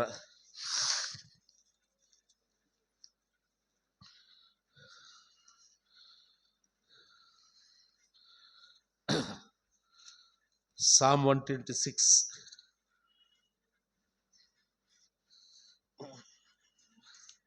మొదటి నుంచి. సియోనుకు తిరిగి వచ్చిన వారిని యెహోవా చెరలో నుండి రప్పించినప్పుడు మనము కలకలిన వారి వలె ఉంటిమి. మన నోటి నిండా నవ్వు ఉండెను, మన నాలుక ఆనందగానముతో నిండి ఉండెను. అప్పుడు యెహోవా వీరి కొరకు గొప్ప కార్యములు చేసినని. అని ఇక్కడ బహువచనం కనబడుతుంది. కార్యములు అంటే ఇక్కడ కన్ఫ్యూజ్ అవ్వాల్సిన అవసరం ఏమీ లేదు. ఎన్నో గొప్ప కార్యాలంటే ఎన్నో బలియాగాలు జరిగాయి కదా. ఎన్ని కార్యాలు చెప్పండి? ఆదాము అవ్వలు పాపం చేసినప్పుడు ఏదేను తోటలోనే కార్యం జరిగింది. అంటే పాత నిబంధనలో గొర్రెపిల్ల వధించబడడం, దాని ద్వారా విమోచించబడడం అనేది కుటుంబానికి ఒకటి, ఏటేటా ఒకటి. వాటన్నిటిని ఎన్నో కార్యాలు, ఎన్నో బలులు. అబ్రహాము బలిపీఠం కట్టి బలి అర్పించాడు, ఇస్సాకు బలిపీఠం కట్టి బలి అర్పించాడు, యాకోబు బలిపీఠం కట్టి బలి అర్పించాడు, హేబేలు కయ్యూనుడు బలిపీఠాలు కట్టి బలి అర్పించారు. కానీ మొదటి బలి ఎవరు చెప్పండి? యేసు ప్రభు తన చేతులతోనే ఆదాములకు చర్మపు చొక్కాయలు కుట్టించాడు. అంటే అక్కడ ఏం వధించబడింది? ఒక అద్భుత కార్యం జరిగింది. అక్కడ గొప్ప కార్యం జరిగింది. విమోచన కార్యము ఎక్కడ ఉన్నది? గొప్ప కార్యమే. ఇశ్రాయేలు ప్రజలు విమోచించబడ్డానికి ఇశ్రాయేలు కుటుంబాలన్నిటి కొరకు ప్రతి ఇంటిలో ఒక గొర్రె పిల్ల. ఇశ్రాయేలు ధర్మశాస్త్రం ప్రకారం ఏటేటా ఒక గొర్రె పిల్ల. అదిగో దేవుని పరిశుద్ధ సన్నిధికి తీసుకొని రావాలి, ప్రత్యక్ష గుడారము యొద్దకు యాజకులకు అప్పగించాలి ఆవరణములో ఉండి. ఆ యాజకులు దాన్ని పరిశుద్ధ స్థలములో ఉన్న యాజకులు తీసుకువెళ్ళి అతి పరిశుద్ధ స్థలంలోకి వెళ్ళబోయే ప్రధాన యాజకుడికి అర్పిస్తారు. ఆ గొర్రెపిల్ల యొక్క రక్తము చేత పట్టుకొని అతి పరిశుద్ధ స్థలంలోకి వెళ్తారు. ఎన్నో బలులు అని దాని అర్థం, ఎన్నో గొప్ప కార్యాలు అంటూ కిందకి రండి. 3వ అధ్యాయం. మన కొరకు గొప్ప కార్యములు చేసి ఉన్నాడు. ఇక్కడ కూడా బహువచనం ఉంది. కానీ ఇక్కడ మనం ఆలోచించాల్సిందంటే రక్షించబడిన గొప్ప కార్యం, తర్వాత రక్షించబడిన తర్వాత ఈ రోజు వరకు మనం బ్రతికున్నామంటే ఇవన్నీ గొప్ప కార్యాలు కాదా? ఎన్నో గొప్ప కార్యాలు, స్తుతించగలిగిన కార్యాలు. ఇక్కడ ఉన్నాడు, మన కొరకు కూడా చేశాడు, వారి కొరకు చేశాడు, మన కొరకు చేశాడు. ఆయన శిలువ కార్యమే. మనం కూడా దాన్ని మర్చిపోతున్నాం. అందుకే హబక్కూకు అంటున్నాడు, దాన్ని నీ కార్యము నూతనపరచు, నీ కార్యము నూతనపరచు. ఆ సంవత్సరము జరుగుతుండగా కార్యము నూతనపరచము, సంవత్సరములు జరుగుచుండగా దానిని తెలియజేయుము. ఇంకొక మాట అడుగుతున్నాడు, దాన్ని మాకు తెలియచేయ్యా అంటున్నాడు. అంటే తెలుసుకోలేని స్థితిలో ఉన్నాం మనం. మాకు తెలియచేయి, దాన్ని మర్చిపోతున్నాం. ఈ సంవత్సరాలు వస్తున్నాయి హడావుడిలో, ఈ పండగల హడావుడిలో, మాకున్న బిజీలో కదండి. ఏం మర్చిపోతున్నాం మేము కదండి. దానిని మాకు తెలియచేయి.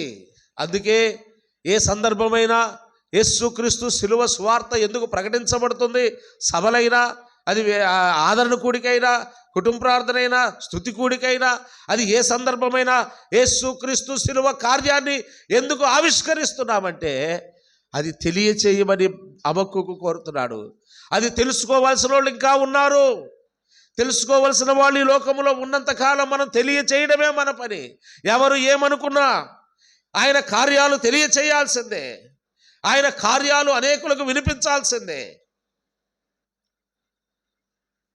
అన్నిటికంటే ముఖ్యంగా ఆయన శిలువ కార్యము, ఆయన శిలువ కార్యం. అంటున్నాడు, సంవత్సరము జరుగుతుండగా దానిని మాకు తెలియచేయము. ఒకవేళ తెలియచేయకపోతే, మనం తెలుసుకోవాలని ప్రయత్నం చేయకపోతే, కిందకి రండి. కోపించుచునే వాత్సల్యమును జ్ఞాపకమునకు తెచ్చుకొను. కోపించుచునే అన్నాడు అంటే ఇక్కడ హబక్కూకు ప్రార్థనలో ఒకటి ఒప్పుకుంటున్నాడు. దేవునికి ఏమేమి లక్షణాలు ఉన్నాయి మీరు చెప్పండి. దేవునికి ఉండే లక్షణాలు చెప్పండి. మంచోడని మాత్రం కాకుండా మిగతా చెప్పండి.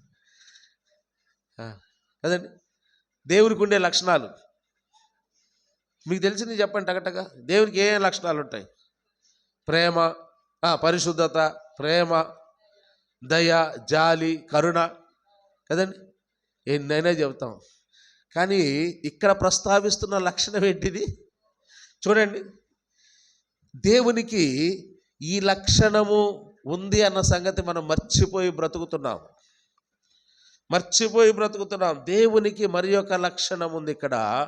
ప్రేమించేవాడే, ప్రాణం ఇచ్చేంతగా ప్రేమించేవాడే, ప్రాణం పెట్టేంతగా ప్రేమించేవాడే, మన కొరకు అవమానాన్ని సహించేంతగా ప్రేమించేవాడే, మన పట్ల కృపా కనికరములు కలిగిన దేవుడే, జాలి దయ కలిగిన దేవుడే, వాత్సల్యము కలిగిన దేవుడే, ప్రేమ చూపించేవాడే, ఆయన కౌగిలిలో మనల్ని బంధించేవాడే. హబక్కూ కంటే కౌగిలి అని అర్థం. ఆయన కౌగిలిలో మనల్ని బంధించేవాడే. అట్ ద సేమ్ టైం అక్కడ అంటున్నాడు, కోపించుచునే వాత్సల్యమును జ్ఞాపకము తెచ్చుకొనుము. అంటే కోపించవద్దయ్యా అని చేయలేకపోయాడు ప్రార్థన. అయ్యా ఈ ఇశ్రాయేలు ప్రజల మీద కోప్పడొద్దయ్యా అని చేయలేకపోయాడు. చేస్తే పాపం అవుతుంది అనుకున్నాడో, తప్పు అవుతుంది అనుకున్నాడో హబక్కూ. కానీ ఇలా చేస్తున్నాడు, కోపించుచునే. అంటే చెప్పండి, కోపం ఎందుకు వస్తుంది చెప్పండి? ఎందుకు వస్తుంది కోపం? ఎందుకు వస్తుంది? మీకు ఎప్పుడు రాలేదా? మాకు అసలు లేదంటారు. అది ఎందుకు వస్తుంది కోపం? మాట వింటే వచ్చుద్దా కోపం? మాట వినకపోతే వచ్చుద్దా? కదా, మాట వినకపోతే కోపం వచ్చుద్ది. ఎవరి మీదైనా కోపం వచ్చుద్ది. అంటే దాని అర్థం ఏంటంటే, ఈ ఇశ్రాయేలు ప్రజలు చేసే శాస్త్రలకి నీవు కోపించకుండా ఉండు అని నేను అనలేను. అంటే వీళ్ళు చేసే శాస్త్రలకి, ఇశ్రాయేలు ప్రజల్ని, మిమ్మల్ని అంటలేదు, నన్ను అంటలేదు, ఇశ్రాయేలు ప్రజలు చేసే శాస్త్రలకి నీకేమొస్తుంది? కోపం రావడం అంటూ రివాజ్ అయ్యా. వీళ్ళు చేసే పనులు అట్నే ఉన్నాయి కదా. వీళ్ళు చేసే పనులు. ఒకరోజు నేను ఒక ఊరు వెళ్ళేలోకి వాళ్ళ నాన్న వాళ్ళ కొడుకుని చితకబాతున్నాడు, దుద్దుకూరే. నేను వెళ్ళేలోకి మామూలు కొట్టల వాడిని గడిసేపట్లో చచ్చిపోతాడు ఎవరుకున్నా. నేను గబగబా అడ్డం పోయి వాడిని అరిసి వాళ్ళ నాన్నని, రే బుద్ధిలేరు కట్టండి. గబగబా వాళ్ళ అమ్మ వచ్చి పక్కకు తీసింది. వాళ్ళ అమ్మ పక్కకు తీసింది. వాడిని వెళ్ళరాను ముందు బయటికి వెళ్ళాను, అరిసాను. వాడిని వెళ్ళిపోయాడు. వెళ్ళిన తర్వాత ఏందమ్మా ఎందుకు కొట్టంటే, అప్పుడల్లా ఆమె పటాపటా బీకింది వాడిని. మళ్ళీ కొట్టి అంటది, వీడు చేసే పనులకి తన్నాల్సిందే అన్నయ్య, ఆయన తప్పేమీ లేదు దీంట్లో ఉంది. ఆయన కొట్టేటప్పుడేమో గబగబా వాత్సల్యం వచ్చింది, ప్రేమ వచ్చింది, గబగబా అడ్డుపడింది. ఆ బిడ్డను కొట్టే తండ్రి బిడ్డను కొడుతూ ఉండగా కొన్ని దెబ్బలు ఆమె కొడుతుంది, కాపాడిందే. కానీ తర్వాత వాడిని అటు పంపించినాక ఏం చేశాడమ్మా వీడు అంతగా కొడుతున్నాడు వాడు అంటే, పెట్టపట్ట కొట్టింది వాడిని. మళ్ళీ 2 కొట్టి వీడు చేసే పనులకి తన్నాల్సిందేనన్నయ్య, ఆయన తప్పు ఏమి లేదు, నాకే ప్రాణం ఊరుకోక అడ్డుపడ్డా. ఇశ్రాయేలు చేసిన పనులకు కోపించడం. అలాగైతే ఒక్కసారి ఇశ్రాయేలు ప్రజలు అట్లా పెట్టి ప్రక్కన, ఇప్పుడు వాళ్ళు లేరు భూమి మీద, బతికుంది ఎవరు? వాళ్ళ మనమా? చెప్పండి, బతికున్నారా అందరూ? నాకు ఖాళీలు లేవు, మరి మీరు తొందరపడబాకండి. బతికున్నారంటే చెప్పరేంటి? గమ్మునుంటే నాకు భయం వేస్తుంది. ఇప్పటికే సమాధుల పాస్టర్ అని పేరు వచ్చింది నాకు కదండి. మీరు బతికున్నారా అంటే గమ్మునుంటారేంటి? నిన్న ఒకటి చేసాం. మళ్ళీ ఇప్పుడు మనం బ్రతికి ఉన్నాం కాబట్టి ఇప్పుడు మనం ఆలోచన చేద్దాం, మన మీద ఆయనకు కోపం ఉందా లేదా? ఉంటుందా ఉండదా? నా మీద ఆయనకు కోపం లేదు అనేవాళ్ళు చేయొద్దండి. నేను కూడా ఎత్తట్లేదు. గమనించండి. నా మీద ఆయనకు కోపం లేదు అనేవాళ్ళు చేయొద్దండి. అంటే ఆయన కోపించే విధానంలోనే మనం బ్రతుకుతున్నామా? సంవత్సరాలు జరుగుతున్నా అన్ని మార్పులు వస్తున్నాయి, కానీ మనలో ఏం మార్పు రావట్లేదు? ఆయన్ను కోపింపజేస్తూనే ఉన్నాం. మనం ఎలా నడుచుకుంటున్నాం, మన ప్రవర్తన ఎలాగుంది, మందిరం పట్ల, దేవుని వాక్యం పట్ల, దేవుని సన్నిధి పట్ల, దేవుని దైవ సంబంధమైన కార్యాల పట్ల మన క్రియలు ఎలాగున్నాయి? ఆయనకు కోపము రేపేటట్టుగానే ఉన్నాయి అంటూ ప్రార్థన అంటున్నాడు. కోపించుచునే, కోపించొద్దని నేను చెప్పనయ్యా. వీడు చేసే శాస్త్రలకి, ఇందాక సహోదరి వీడు చేసే పనులకు తన్నాల్సిందేనా? మరి మనం చేసే వాటికి ఆయన కోపించుచునే వాత్సల్యము వెంటనే ఉందండి.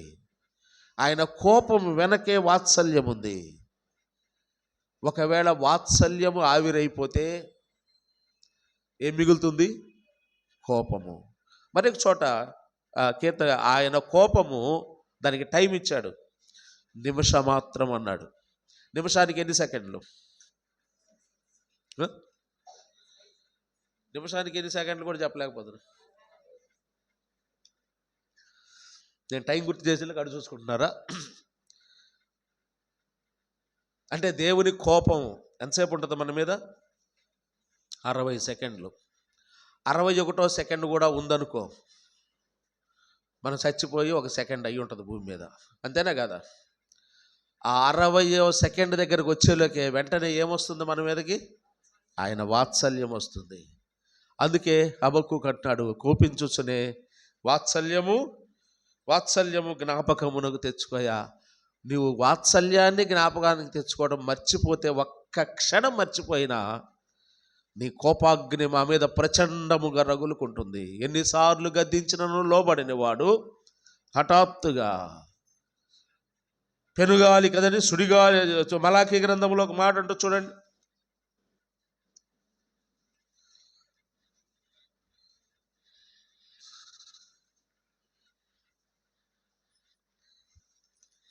ఆయన ఉగ్రత దేవుని నమ్మని వారి మీద పెళ్ళున దిగును అనే మాట ఉంటుంది. అది ఎక్కడో నాకు మలాకీనా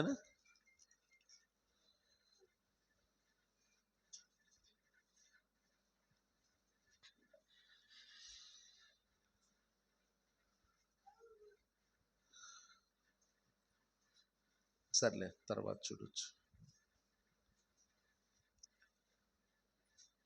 ఆయన మహోగ్రత అను సుడిగాలి వారి మీదకు పెళ్ళున దిగును అని ఉంటుంది.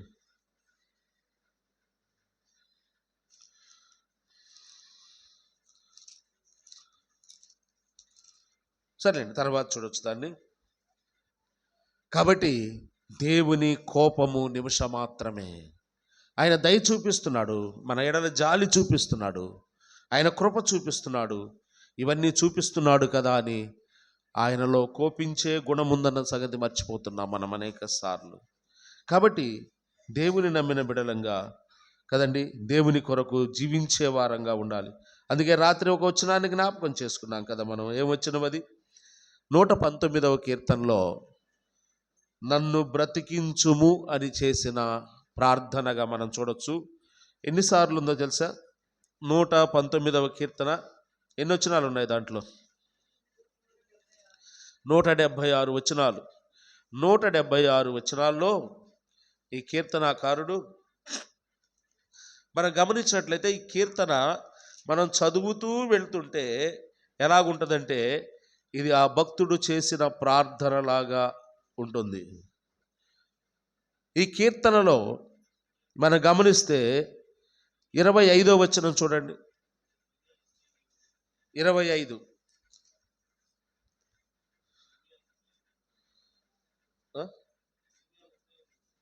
ఇర్మియా, ఒకసారి ఆ మాట చూద్దామా? ఇర్మియా గ్రంథం 30వ అధ్యాయం 23వ వచనం చూడండి. పేజ్ 30వ అధ్యాయం 23వ వచనం, పేజ్ నంబర్ 654. ఇదిగో యెహోవా మహోగ్రతయను పెనుగాలి బయలుదేరుచున్నది, అది గిరగిరా తిరుగు సుడిగాలి, అది దుష్టుల మీద పెళ్ళున దిగును, తన కార్యము ముగించు వరకు, తన హృదయాలోచన నెరవేర్చు వరకు యెహోవా కోపాగ్ని చల్లారదు. అంత్యదినములలో మీరు ఈ సంగతిని గ్రహింతురు. ఒక రకంగా అంత్యదినాల్లోనే ఉన్నాం, కానీ మనం ఈ సంగతులు గ్రహించడం లేదు. లోకంలో పొద్దున్న లేచిన దగ్గర నుంచి ఎన్నో సంగతులు గ్రహింపులకు అర్థం కాకపోతే అర్థం చేసుకోవడానికి ప్రయత్నిస్తున్నాం ఎన్నో సంగతులు, కానీ ఈ సంగతి గ్రహించట్లేదు కదండి. అది గిరగిరా తిరుగు సుడిగాలి, అది దుష్టుల మీద పెళ్ళున దిగును, తన కార్యము ముగించు వరకు, తన హృదయ ఆలోచనలు నెరవేర్చు వరకు యెహోవా కోపాగ్ని చల్లారదు. ఇది కూడా కార్యమే, దేవుని కార్యం. ఈ కార్యాలు నూతన పరిస్థితి ఎట్లాగా ఉంటుంది కదండి. దుష్టుల మీదకి ఆయన కోపాగ్ని దిగడం కూడా ఇదో కార్యంగానే చెప్పబడింది. ఏ కార్యం నూతన పరచబడాలి, ఆలోచన చేద్దాం. ఇప్పుడు రండి 119వ కీర్తన, నేను ముగిస్తున్నాను.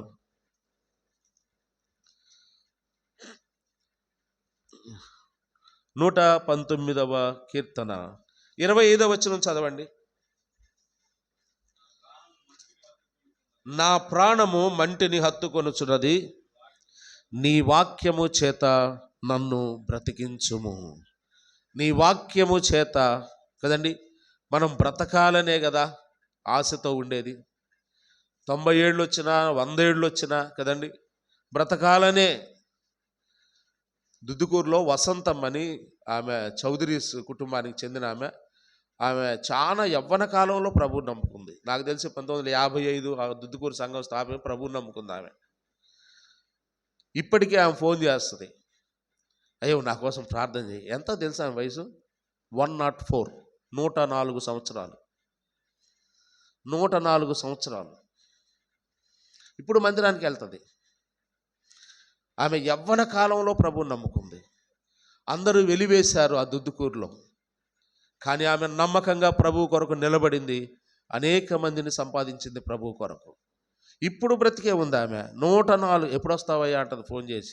ఎవరో ఒకళ్ళ చేత ఫోన్ చేసి, నెలకు ఒక్కసారైనా నాకు ఫోన్ చేసి నాతో మాట్లాడుతుంది. ఆ దుద్దుకూరులో సహోదరులు అంటారు, అన్నవు నీ ఫ్యానేనన్నా ఆమె అంటారు. ఎవరంట? మమ్మల్ని పలకరించదు. ఇక్కడికి వచ్చిన, అయ్యో సురేష్ వందనాలు అయ్యా, అబ్బాయి బాగుండాడా అంటదంట. అందుకే ఆమె నీ ఫ్యాన్ అన్న అంటుంటారు. 104 సంవత్సరాలు, 104 సంవత్సరాలు ఆయుష్ కలిగి ఉన్న ఏమంటది, అయ్యా ప్రార్థన చేయి నా కొరకు, నా ఆరోగ్యం కొరకు. అంటే దాని అర్థం ఏంటి? ఇంకా బ్రతకాలని. అవును, మానవుడు చావు కోరుకోకూడదు. ఎప్పుడు విశ్వాసి చావు కోరుకోకూడదు. బ్రతకాలనే, ఇంకా బ్రతకాలి, ఇంకా బ్రతకాలి, మంచి ఆలోచనే. కానీ ఎలా బ్రతుకుతున్నాం? ఎవరైనా ఒకడు మనల్ని నీది ఒక బతికేరా అన్నాడు అనుకోండి, బతుకు బాగుంటే అంటారా, బతుకు బాగలేకపోతే అంటారా? ఆ మాట. ఈ మధ్యాహ్న కాల సమయంలో మనం బ్రతకడానికి మరి 1 సంవత్సరాన్ని ఇచ్చాడండి. బ్రతకమని ఇచ్చాడు. బ్రతకమనే కదా మనల్ని ఇచ్చింది. రాత్రి చాలా మంది చనిపోయారండి. మన కూడికి అయిన తర్వాత ఒకళ్ళు చనిపోయారు ఇక్కడే పల్లెలోనే.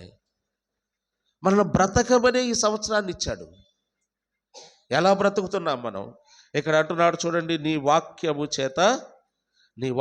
చేత నన్ను బ్రతికించు. ట్యాబ్లెట్ల వల్ల కాదు, ఆరోగ్యశ్రీ కార్డు వల్ల కాదు మనం బ్రతికేది, దేవుని వాక్యము. అందుకే దైవోక్తికి ఇశ్రాయేలు ప్రజలు అంత ప్రాముఖ్యత ఇచ్చేవారు. ఆ బోర శబ్దం వినబడగలే పరిగెత్తుకుంటూ వచ్చేవాళ్ళు. ఎందుకు చెప్పు? ఆ వాక్యము మరణ వారిని బ్రతికిస్తుందని నమ్మారు. ఆ వాక్యం బ్రతికిస్తుంది. ఒకసారి కనబడుతుంది. మీరు గమనించండి, 176 వచనాల్లో 119వ కీర్తనలో 176 వచనాలు ఉంటే 176 వచనాల్లో కదండి ఎందుకు బ్రతకాలో 10 సార్లు వ్రాయబడింది ఈ మాట. చూడండి 25వ వచనం, నీ వాక్యము చేత నన్ను బ్రతికించు. దేవుని వాక్యము మనలను బ్రతికించేది అన్న సంగతి మర్చిపోవద్దు. 37వ వచనం, 37, వ్యర్థమైన వాటిని చూడకుండా నా కన్నులు త్రిప్పివేయుము, నీ మార్గములో నడుచుకొనుటకు నన్ను. ఎందుకు బ్రతికిస్తున్నాడు దేవుడు? మన ఇష్టానుసారంగా జీవించడానికి కాదు. ఈ కీర్తనకారుడు అంటున్నాడు, అయ్యా నీ మార్గములో నడవడానికి నన్ను బ్రతికించు. పైన వచనములు అంటున్నాడు, నీ వాక్యము చేత నన్ను బ్రతికించు అనగానే దేనికి బ్రతికించాలి నిన్ను అంటే దేవుడు దేనికంట? నా ఇష్టానుసారంగా జీవించడానికా? మన కాదు, నీ మార్గములో, నీ నీతి మార్గములో నడవడానికి నన్ను బ్రతికించయ్యా. ఈరోజు మనం చేయవలసిన ప్రార్థన ఇది. ప్రభువా, ఈ సంవత్సరం అంతా నీతి మార్గములో నీ కొరకు నడిచే వారంగా, నీ వాక్యము ద్వారా బ్రతికించబడుతూ నీ వాక్యములో నడిచే వారంగా. నీతి మార్గం అంటే ఆయన వాక్యమే. నేనే మార్గము అన్నాడు. నీ మార్గములో నన్ను నడిపించు అంటున్నాడు. 40వ వచనాన్ని చూడండి, 3వసారి. నీ ఉపదేశములు నాకు అధిక ప్రియములు, నీతిని బట్టి నన్ను బ్రతికేము. దేన్ని బట్టి బ్రతుకుతాము? దేన్ని బట్టి బ్రతకమండి మనం? దేవుని నీతిని బట్టే మనం బ్రతికిస్తాం. అందుకే అబుకుగా నీ నీతిని బట్టి, నీ నీతి కార్యములు, నీ నీతి, దేవుని నీతి, మన నీతి లేదండి. మన నీతి ఒట్టి మురికి గుడ్డల వలె ఉన్నాయి. మీ నీతి క్రియలన్నయ్యో నాకు మురికి గుడ్డల వలె కనబడు. నీతిమంతుడు లేడు, ఒక్కడు లేడు. మనం నీతిమంతులంగా తీర్చబడ్డామంటే దేవుని నీతి, దేవుని నీతి, దేవుని పరిశుద్ధత మనకు అనుగ్రహించాడు ఆయన కలువరి శిలువ రక్తము ద్వారా. దాన్ని బట్టి నేను బ్రతుకుతాను అంటున్నాడు. నీతిని బట్టి చదవండి. 40వ వచనం కదా, నీతిని బట్టి నన్ను బ్రతికింపుము. ఆ తర్వాత 88వ వచనానికి రండి. నీతిని బట్టి ఆయన బ్రతికించేవాడుగా ఉన్నాడు. అదే 50వ వచనంలో కూడా ఒక మాట ఉంది. మనకి 25వ వచనాన్ని 50వ వచనం రెండిట్లో సరిపోయే మాట అది. నీ వాక్యము నన్ను బ్రతికించి ఉన్నది, నా బాధలలో అదే నాకు నెమ్మది కలిగించుచున్నది. దేవుని వాక్యం మనల్ని బ్రతికిస్తుంది. మనకు దేవుని వాక్యం నెమ్మది కలుగజేస్తుంది. 88వ వచనం, నీవు నియమించిన శాసనములను నేను అనుసరించి నడుచుకున్నట్లు నీ కృపచేత నన్ను బ్రతికి. మీరు గమనించండి, నేను చెప్తున్న ఈ 10 వచనాలు, ప్రతి వచనం కూడా బ్రతికింపు అంటున్నాడు. పైనో కిందో వాక్య ప్రస్తావన తీసుకొస్తున్నాడు. మీరు గమనించండి కదండి. 88వ వచనంలో నీవు నియమించిన శాసనములు అంటే దేవుని వాక్యమే, దైవోక్తే. నీవు నియమించిన శాసనం నేను అంగీకరించున్నట్లు నీ కృపచేత నన్ను బ్రతికి. ఆ శాసనాలు, దేవుని వాక్యాలు వినడం మాత్రమే, ఆలోచించడమే కాదు. ఇంకొక మాట ఇక్కడ, అంగీకరించాలి. నేను ఆలకించానయ్యా, ఆలోచిస్తున్నానంటే కుదరదు. ఎంతకాలం ఆలోచిస్తావు? వాటిని అంగీకరించే సమయం దగ్గరకు వచ్చింది. అంగీకరించాలి అంట. 107వ వచనం, యెహోవా నేను మిక్కిలి శ్రమ పడుచున్నాను, నీ మాట నడకడ. వాక్యమే నీ మాట అంటే కదండి. నీ మాట చొప్పున నన్ను బ్రతికింపుము. నీ మాట చొప్పున నన్ను ఆయన మాట మనల్ని బ్రతికింపజేస్తుంది. దేవుని వాక్యం మనల్ని బ్రతికింపజేస్తుంది, జీవింపజేస్తుంది. ఆయన మాట వింటున్నామా? అందుకే యోహాను సువార్తలో నా మాట విని నన్ను పంపిన వాని యందు నా మాట వినాలి అంటున్నాడు. ఎందరో ఎవరి మాట విన్నా వినకపోయినా దేవుని మాట వింటే మనకు మేలు కలుగుతుంది. మన మాట వినకపోతే ఎవరైనా ఎంత కోపం, మరి దేవునికి ఎంత కోపం రావాలి కదా. నీకు ఆ మాట అంటున్నాడు 107వ వచనంలో, నీ మాట చొప్పున నన్ను ఆయన మాట మనలను బ్రతికించేది. 149వ వచనం, నీ కృపను బట్టి నా మొర ఆలకింపము. ఇందాక నేను చెప్పాను కదా, ప్రార్థన ఇది. ఏం చేస్తున్నాడు? మొర పెడుతున్నాడు భక్తుడు. 119వ కీర్తన ప్రార్థన. మొర పెడుతున్నాడు. ప్రార్థన తీసుకొచ్చి కీర్తనలో పెట్టాడు. మొర పెడుతున్నాడు, ఆలకింపుము. యెహోవా నీ వాక్య విధులను బట్టి నన్ను బ్రతికింపుము. నీ వాక్యము విధి అన్నాడు. విధి అంటే దాని అర్థం ఖచ్చితంగా చెప్పండి. ఆప్షన్ ఏముందా? విధికి ఆప్షన్ ఉండదు. ఖచ్చితంగా పాటించవలసింది అని అర్థం. విధి అంటే ఆజ్ఞ. ఆజ్ఞకు ఆప్షన్ ఉండదండి ఎప్పుడు. రాజాజ్ఞ అన్న తర్వాత ఇంకా దానికి ఆప్షన్ ఉంటుందా? ఆప్షన్ లేదు దానికి. కాబట్టి విధి అంటున్నాడు, నీ వాక్య విధులను బట్టి. అంటే ఆయన వాక్యము, ఆయన ఆజ్ఞలు, ఆయన విధులు, ఆ చట్టం అని దాని అర్థం. విధులను బట్టి నన్ను బ్రతికింపుము అంటున్నాడు. ఆ తర్వాత 154, నా పక్షమున వ్యాజ్యమాడి నన్ను విమోచింపుము, నీవిచ్చిన మాట చొప్పున నన్ను. ఈరోజు ఆ మాట తీసుకొని వెళ్దాం, మనం దేవుడిచ్చే మాట తీసుకొని వెళ్దాం. స్వీట్ ప్యాకెట్లు ఉన్నాయి, అరటికాయలు ఉన్నాయి, అవన్నీ తీసుకొని వెళ్తాం. వాటితో పాటు దేవుడిచ్చిన మాటను తీసుకొని వెళ్దాం. ఆ మాటను గురించి ఆలోచన చేద్దాం, ఆ మాటను గురించి ఆలకిద్దాం, దాన్ని అంగీకరిద్దాం. అప్పుడే దీవెన అంటున్నాడు 154లో, నీవిచ్చిన మాట చొప్పున నన్ను. అంటే దాని అర్థం ఏంటంటే ఆయన మాట ఇచ్చి మాట తప్పేవాడు. నీ విషయంలో, నా విషయంలో ఆయన మాట ఇచ్చాడంటే ఆ మాట తప్పేవాడు కాదు. ఏం మాట తీసుకొని వెళ్తున్నాం ఆయన దగ్గర నుంచి? మాట ఏ వినకుండా బ్రతుకుతున్నాం, ఇంకా ఆయన మాట ఏం తీసుకుంటున్నాం మనం? ఎవరు చెప్పిన మాట అయినా తీసుకుంటాం, కానీ దేవుని మాట, దేవుని వాక్యాన్ని మనం తీసుకోవడానికి ఇష్టపడట్లేదు. ఎదుటి వాళ్ళకి అప్లై చేయడానికే ఇష్టపడుతున్నా, కానీ మనం అప్లై చేసుకోవడానికి ఇష్టపడట్లేదు. చూడండి, ఇంకొక వచనం చూద్దాం. చూడండి, ఎన్నయ్యా 7 వచనాలు చూపించాను నీకు. తర్వాత 56వ వచనం, యెహోవా నీ కనికరములు మితిలేనివి, నీ న్యాయ విధులను బట్టి నన్ను. ఆ న్యాయ విధులు పైన ఒక మాట, నీ వాక్య విధి అన్నాడు. 50వ వచనంలో నీ వాక్య 149లో నీ వాక్య విధి అన్నాడు. ఇక్కడ అది న్యాయమైనది, నీ వాక్యము న్యాయమైనది.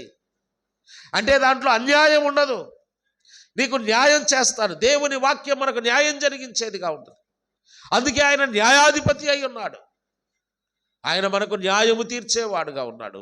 ఆ తర్వాత ఇంకొక వచనం చూడండి, 159, 159, యెహోవా చిత్తగించుము, నీ ఉపదేశము నాకెంతో ప్రీతికరము, నీ కృప చొప్పున నన్ను బ్రతికింపుము. ఏది మనకు ప్రీతికరంగా ఉండాలి చెప్పండి? నేనే చెప్పాను, దేవుని కంటే ఎక్కువగా దేన్ని ప్రేమిస్తావో దాన్ని ఆయన నాశనం చేస్తాడు. అది ఏదైనా కానీ, వస్తువు అవ్వచ్చు, ఆస్తి అవ్వచ్చు, ఇంకొకటి అవ్వచ్చు.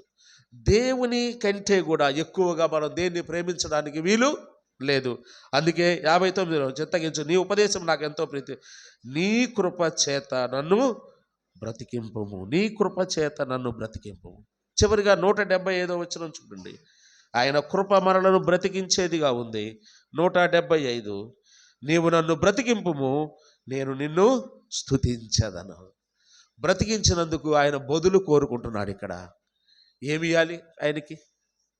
ఆయన మనల్ని బ్రతికించినందుకు ఏమి ఇవ్వాలి? ఇక్కడ 2 రకాల స్తుతి చెల్లించే విధానం. మరణములో నుండి మనల్ని జీవంలోనికి అక్కడ బ్రతికించాడు మనల్ని. పాపమును బట్టి, అపరాధమును బట్టి మనం చచ్చిన వారమై ఉండగా క్రీస్తుతో కూడా మనలను బ్రతికించాడు. దానికి ప్రతి ఆదివారమున దేవునికి స్తుతి చెల్లిస్తున్నాం, ఆరాధిస్తున్నాం. కానీ ఇక్కడ కూడా అంటున్నాడు, నేను నిన్ను స్తుతించెదను. జీవితాంతం స్తుతించడం తప్ప ఏం చేయగలం? 365 రోజులు ఈ ఫ్లేవర్ ఈ ఒక్క రోజుతో వెళ్ళిపోయేది కాదండి. దేవుణ్ణి స్తుతించడానికి 300 ప్రతిరోజు సంవత్సరములు జరుగుతూనే ఉండాలి. ఒక రోజుతో ఆగిపోయేది కాదు దేవుణ్ణి స్తుతించడం. అందుకే ఇక్కడ అంటున్నాడు, నీవు నన్ను బ్రతికింపుము, నేను నిన్ను. ఎటువంటి వడంబడిక అండి, నీవు నాకు అది ఇస్తే నేను నీకు ఇది ఇస్తాను అన్నట్టుంది కదా. నీవు నాకు అది ఇస్తే నేను నీకు ఇది ఇస్తాను.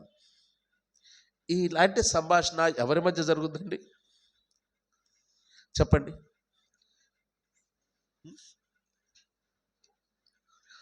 ఎవరి మధ్య జరుగుద్ది? నీవు నాకు అది ఇస్తే నేను నీకు ఇది ఇస్తాను. ఇలాంటి సంభాషణ క్లోజ్గా ఉండే వాళ్ళ మధ్య జరుగుద్ది. సహజంగా స్నేహితుల మధ్య జరుగుద్ది. స్నేహితుల మధ్య జరుగుద్ది. నీవు అది, నేను ఇది ఇస్తాను. ఇక్కడ దేవునితో ఎంత అవినాభావ సంబంధం కనబడుతుందో చూడండి కీర్తనాకారునికి. దావీదే నో డౌట్. ఇక్కడ దావీదు దేవునితో ఎంత సన్నిహితంగా ఉన్నాడు. ఏమంటున్నాడంటే, నీవు చదవండి, నీవు నన్ను బ్రతికిస్తే నేను నిన్ను స్తుతిస్తూ ఉంటానయ్యా. నువ్వు నన్ను బ్రతికిస్తూ ఉండు, నేను నిన్ను స్తుతిస్తూ ఉంటాను. ఇంకేం లేదా దావీదు నీకు నాకు మధ్య? ఇంకేం వద్దయ్యా, నువ్వు నన్ను బ్రతికించు, నేను నిన్ను స్తుతిస్తాను. భూ సంబంధమైనవి కానీ ఏమైనా ఉన్నాయి ఇక్కడ? మీరు గమనించండి, నేను చదివించిన 10 వచనాల్లో భౌతిక సంబంధమైన అగ్రిమెంట్ ఏమైనా ఉందా? వాక్యము వాక్యము వాక్యము వాక్యము. అదే దైవోక్తి, అదే హబక్కుకు వచ్చిన దైవోక్తి. ఆఖరిలో అంటున్నాడు, నీ న్యాయ విధులు నాకు సహాయములగునుగాక. అవునండి, సంవత్సరం ముగించాలి అంటే ఆయన సహాయము మనకు కావాలి. ఆ సహాయము కూడా నీ న్యాయ విధులను బట్టే, నీ వాక్యమును బట్టే. చివరిగా ఒక్క వచనాన్ని మీ జ్ఞాపకం చేసి నేను ముగిస్తాను. యెషయా గ్రంథం 41వ అధ్యాయం 10వ వచనం. ఈ కార్డులు కొంతమందికి ఇచ్చారు. ఈ ప్రేమధార రేడియో కార్యక్రమం వాళ్ళు ఇచ్చిన కార్డులు మీ దగ్గర ఉన్నాయి. దాని మీద ఇటు పక్క ఉంది వాక్యం. చూడండి, ఇక్కడ కార్డులు ఉన్నాయి, కావాల్సిన వాళ్ళు తీసుకోండి. దాని మీద ప్రింట్ చేయబడిన వాక్యమే. చదువు. 41:10. బూదిగంతముల నుండి నిన్ను పట్టుకొని దాని కొనల నుండి పిలుచుకొనిన వాడా, నీవు నా దాసుడవనియు నేను నిన్ను ఉపేక్షింపగా ఆగండి, మనకు కావాల్సిన మాట ఏర్పరచుకుంటిననియు. ఇక్కడ మాట కావాలి మనకి. నేను నీతో చెప్పి ఉన్నాను, నీకు తోడయి ఉన్నాను. నేను నీతో చెప్పి ఉన్నాను, నీకు తోడయి ఉన్నాను. అంటే మాట తప్పాడా తప్పలేదనే? ఎవరితో మాట్లాడుతున్నాడు ఇక్కడ చెప్పండి? ఎవరితో ఈ సంభాషణ చెప్పండి? అక్కడ ఇశ్రాయేలు ప్రజలతోనే సంభాషణ, కానీ ప్రస్తావించబడింది యాకోబుతో మాట్లాడినట్టుగా ఉంటుంది, మీరు గమనించండి.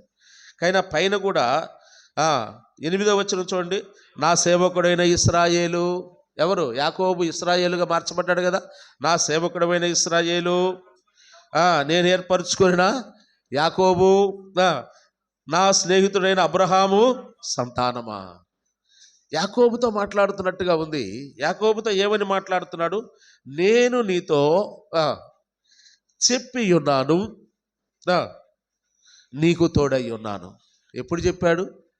ఇప్పుడు దాకా తోడుగా ఉన్నాడు. 28వ అధ్యాయంలో మనం ఇందాక యాకోబు బేతేలు దగ్గర ఉన్నప్పుడు చెప్పాడా లేదా? నేను నీకు తోడై ఉంటానన్నాడా లేదా? నీవు మరలా తిరిగి వచ్చేంత వరకు, నీ ప్రయాణం అంతట్లో, ఇన్ని సంవత్సరాలు జరుగుతున్నా నేను నీకు తోడుగానే ఉంటాను అని చెప్పాను. నేను మాట తప్పలేదు, అలాగే తోడుగా. అలాగైతే దేవుడి మధ్యాహ్న కాల సమయంలో మనకు మాట ఇచ్చాడు. ఆ మాటను ఆయన నెరవేర్చి మనల్ని మరొక సంవత్సరంలో ప్రవేశింపజేశాడు. మనము దేవునికి ఇచ్చిన మాట ప్రకారం జీవిస్తున్నామా? ఆయన మాట తప్పటం లేదు, మనం మాట తప్పిపోతున్నాం. కాబట్టి ఆయన అంటున్నాడు, నేను నీతో చెప్పి ఉన్నాను, నీకు తోడై ఉన్నాను. నేను చెప్పాను తోడుగా ఉన్నాను. రెండవది, భయపడకము, నేను నీకు దేవుడనై అయ్యాడా? ఎందుకు ఇప్పుడు నేను నీకు దేవుడనై ఉన్నాను అంటున్నాడు. మీరు గమనించండి, 28వ అధ్యాయంలో నేను అబ్రహాము దేవుడను, ఇస్సాకు దేవుడిని ఆపేశాడే కానీ యాకోబు దేవుడిని 35వ అధ్యాయం దాకా యాకోబు ఆ విగ్రహములు పారవేసి తాను శుద్ధి చేసుకొని వస్త్రములు మార్చుకొని బలిపీఠం కట్టి దేవుణ్ణి ఆరాధించేదాకా నేను యాకోబు దేవుడిని ఎక్కడా అనలేదు. మీరు గమనించండి. ఆ తర్వాతే నేను అబ్రహాము దేవుణ్ణి, ఇస్సాకు దేవుణ్ణి, యాకోబు దేవుణ్ణి అన్నాడు. అప్పటి వరకు యాకోబుతో పాటు నేను నీ తండ్రి అయిన అబ్రహాము దేవుణ్ణి, ఇస్సాకు దేవుణ్ణి అన్నాడు. ఇప్పుడు అంటున్నాడు, నీ దేవుడనై ఉన్నాను. ఈ మధ్యాహ్న కాల సమయంలో ఈ దేవుడు నీ దేవుడయ్యాడా? దేవుడు దేవుడే, దేవుడు మన దేవుడు అవ్వాలి. ఈ దేవుడు నీ దేవుడు కాకపోతే నీవింకా దేవునికి దూరంగా ఉన్నట్లే. ప్రియులరా, తోడై ఉన్నాను, దిగులు పడకము, నేను నిన్ను బలపరుతును. నూతన సంవత్సరంగా కదా, మీరు కూడా నా మీద కోప్పడచ్చు. ఏంది రాత్రి ఇట్లే ఉంది, వాతావరణం ఇక్కడ ఇట్లా ఉంది కదా, కొత్త సంవత్సరం ఆశీర్వాదాలు, ఇంకేం కావాలా? వాగ్దానాలు, ఆశీర్వాదాలు, మీరు సూపర్గా బతుకుతారు ఈ సంవత్సరం అంతా అని చెప్పాలి కదా పాస్టర్ గారు. అట్లా చెబితే కదా మనకు దీవెన. అవి మోసపు మాటలండి, అవి మోసపు మాటలు. ఎదురుగా లారీ వస్తుంది, వీడు బండి వేసుకొని పోతున్నాడు, ఒరే నేరుగా పోయి దానికి గుద్ది ఏం కాదులే అనేది ఒకడన్నాడు. ఇంకోడు ఒరే పక్కగా పోరా, లేదా కాసేపు ఆగిపోరా ట్రాఫిక్ ఎక్కువగా ఉంది. ఏది మోసపు మాట, ఏది మంచి మాట? దేవుని కోపాగ్ని మన మీదకి రాకుండా ఉండాలి అని తప్పించుకోవడమే మంచి మాట. అందుకే మీకు కోపం రాకుండా ఉండటం కోసం ఈ చివరి వచ్చినాను నేను చదువుతున్నాను. నేను నీకు తోడుగా ఉన్నానని చెప్పాను, తోడుగా ఉన్నాను, భయపడకము. ధైర్యాన్ని ఇస్తున్నాడు. ఈ భయపడకం అనే మాట బైబిల్లో నేనైతే లెక్కలేదు అంటుంటారు. ఎన్నిసార్లు ఉందంట? 365 సార్లు ఉంది, 66 సార్లు ఉందంట. 366 సార్లు ఉందంట భయపడకం అనే మాట. అంటే దాని అర్థం దినదినము వాత్సల్యం అన్నాడు కదా, దినదినము మనతో ఏం చెప్తున్నాడు? భయపడొద్దని చెప్తున్నాడు. కానీ ఇక్కడ కాంట్రవర్సీ ఏంటంటే భయపడొద్దు అని చెబుతున్నాడు, అందుకే మనం భయం లేకుండా బతుకుతున్నాం. ఈ రెండింటికి తేడా ఉంది. ఆయనే కదయ్యా భయపడొద్దు అన్నాడు, అందుకే భయం భక్తి లేకుండా బతుకుతున్నాడు. దేవునికి భయపడాలి. భయపడొద్దు అంటే ఈ లోకానికి భయపడొద్దు, నేను నీకు తోడుగా ఉన్నానని అర్థం. కానీ ఎవరికి భయపడాలి? మనం ఆ మాట తీసుకొని 365 రోజులు భయపడొద్దు అన్నాడు కాబట్టి భయం లేకుండా జీవిస్తున్నాం. అది మంచిది కాదు. దేవునికి భయపడాలి. దిగులు పడకము, నేను నిన్ను బలపరుతును, నీకు సహాయము చేయువాడను నేనే, నీకు సహాయం చేస్తాను, నీతి అను నా దక్షిణ హస్తముతో నిన్ను ఆదుకొందును. 3 మాటలు, తోడై ఉంటాను. చూడండి ఆ మాట, తోడై ఉంటాను, భయపడవద్దు, నేను నీకు దేవుణ్ణి ఉంటాను, దిగులు పడవద్దు, నిన్ను బలపరుస్తాను, తర్వాత నీకు సహాయము చేయవాడను నేనే, నా ఆదుకుంటాను నేను. 7 మాటలు సంపూర్ణత కనబడుతుంది, ఆదుకుంటాను నేను. కాబట్టి అలాగూ దేవుడు మనల్ని ఆదుకుంటూ సంరక్షిస్తూ ఆదరిస్తున్నాడు కాబట్టి ఇంతవరకు మనం జీవించి ఉండగలిగాం ప్రియులారా. మరి ఇక నూతన సంవత్సరం అనే దయాకిరీటాన్ని మనందరికీ ధరింపజేశాడు ఆయన. కాబట్టి ఆ నూతన సంవత్సరం అనే దయాకిరీటాన్ని కలిగి దేవుని కొరకు ఈ నూతన సంవత్సరంలో నూతనంగా మన హృదయాలు మార్చుకొని ఆయన యందు విశ్వాసం ఉంచి ఆయన కొరకు నమ్మకంగా జీవించబద్దులు. అలాగూ జీవించడానికి ప్రభు కృప మనకు సహాయపడును గాక. ప్రార్థన.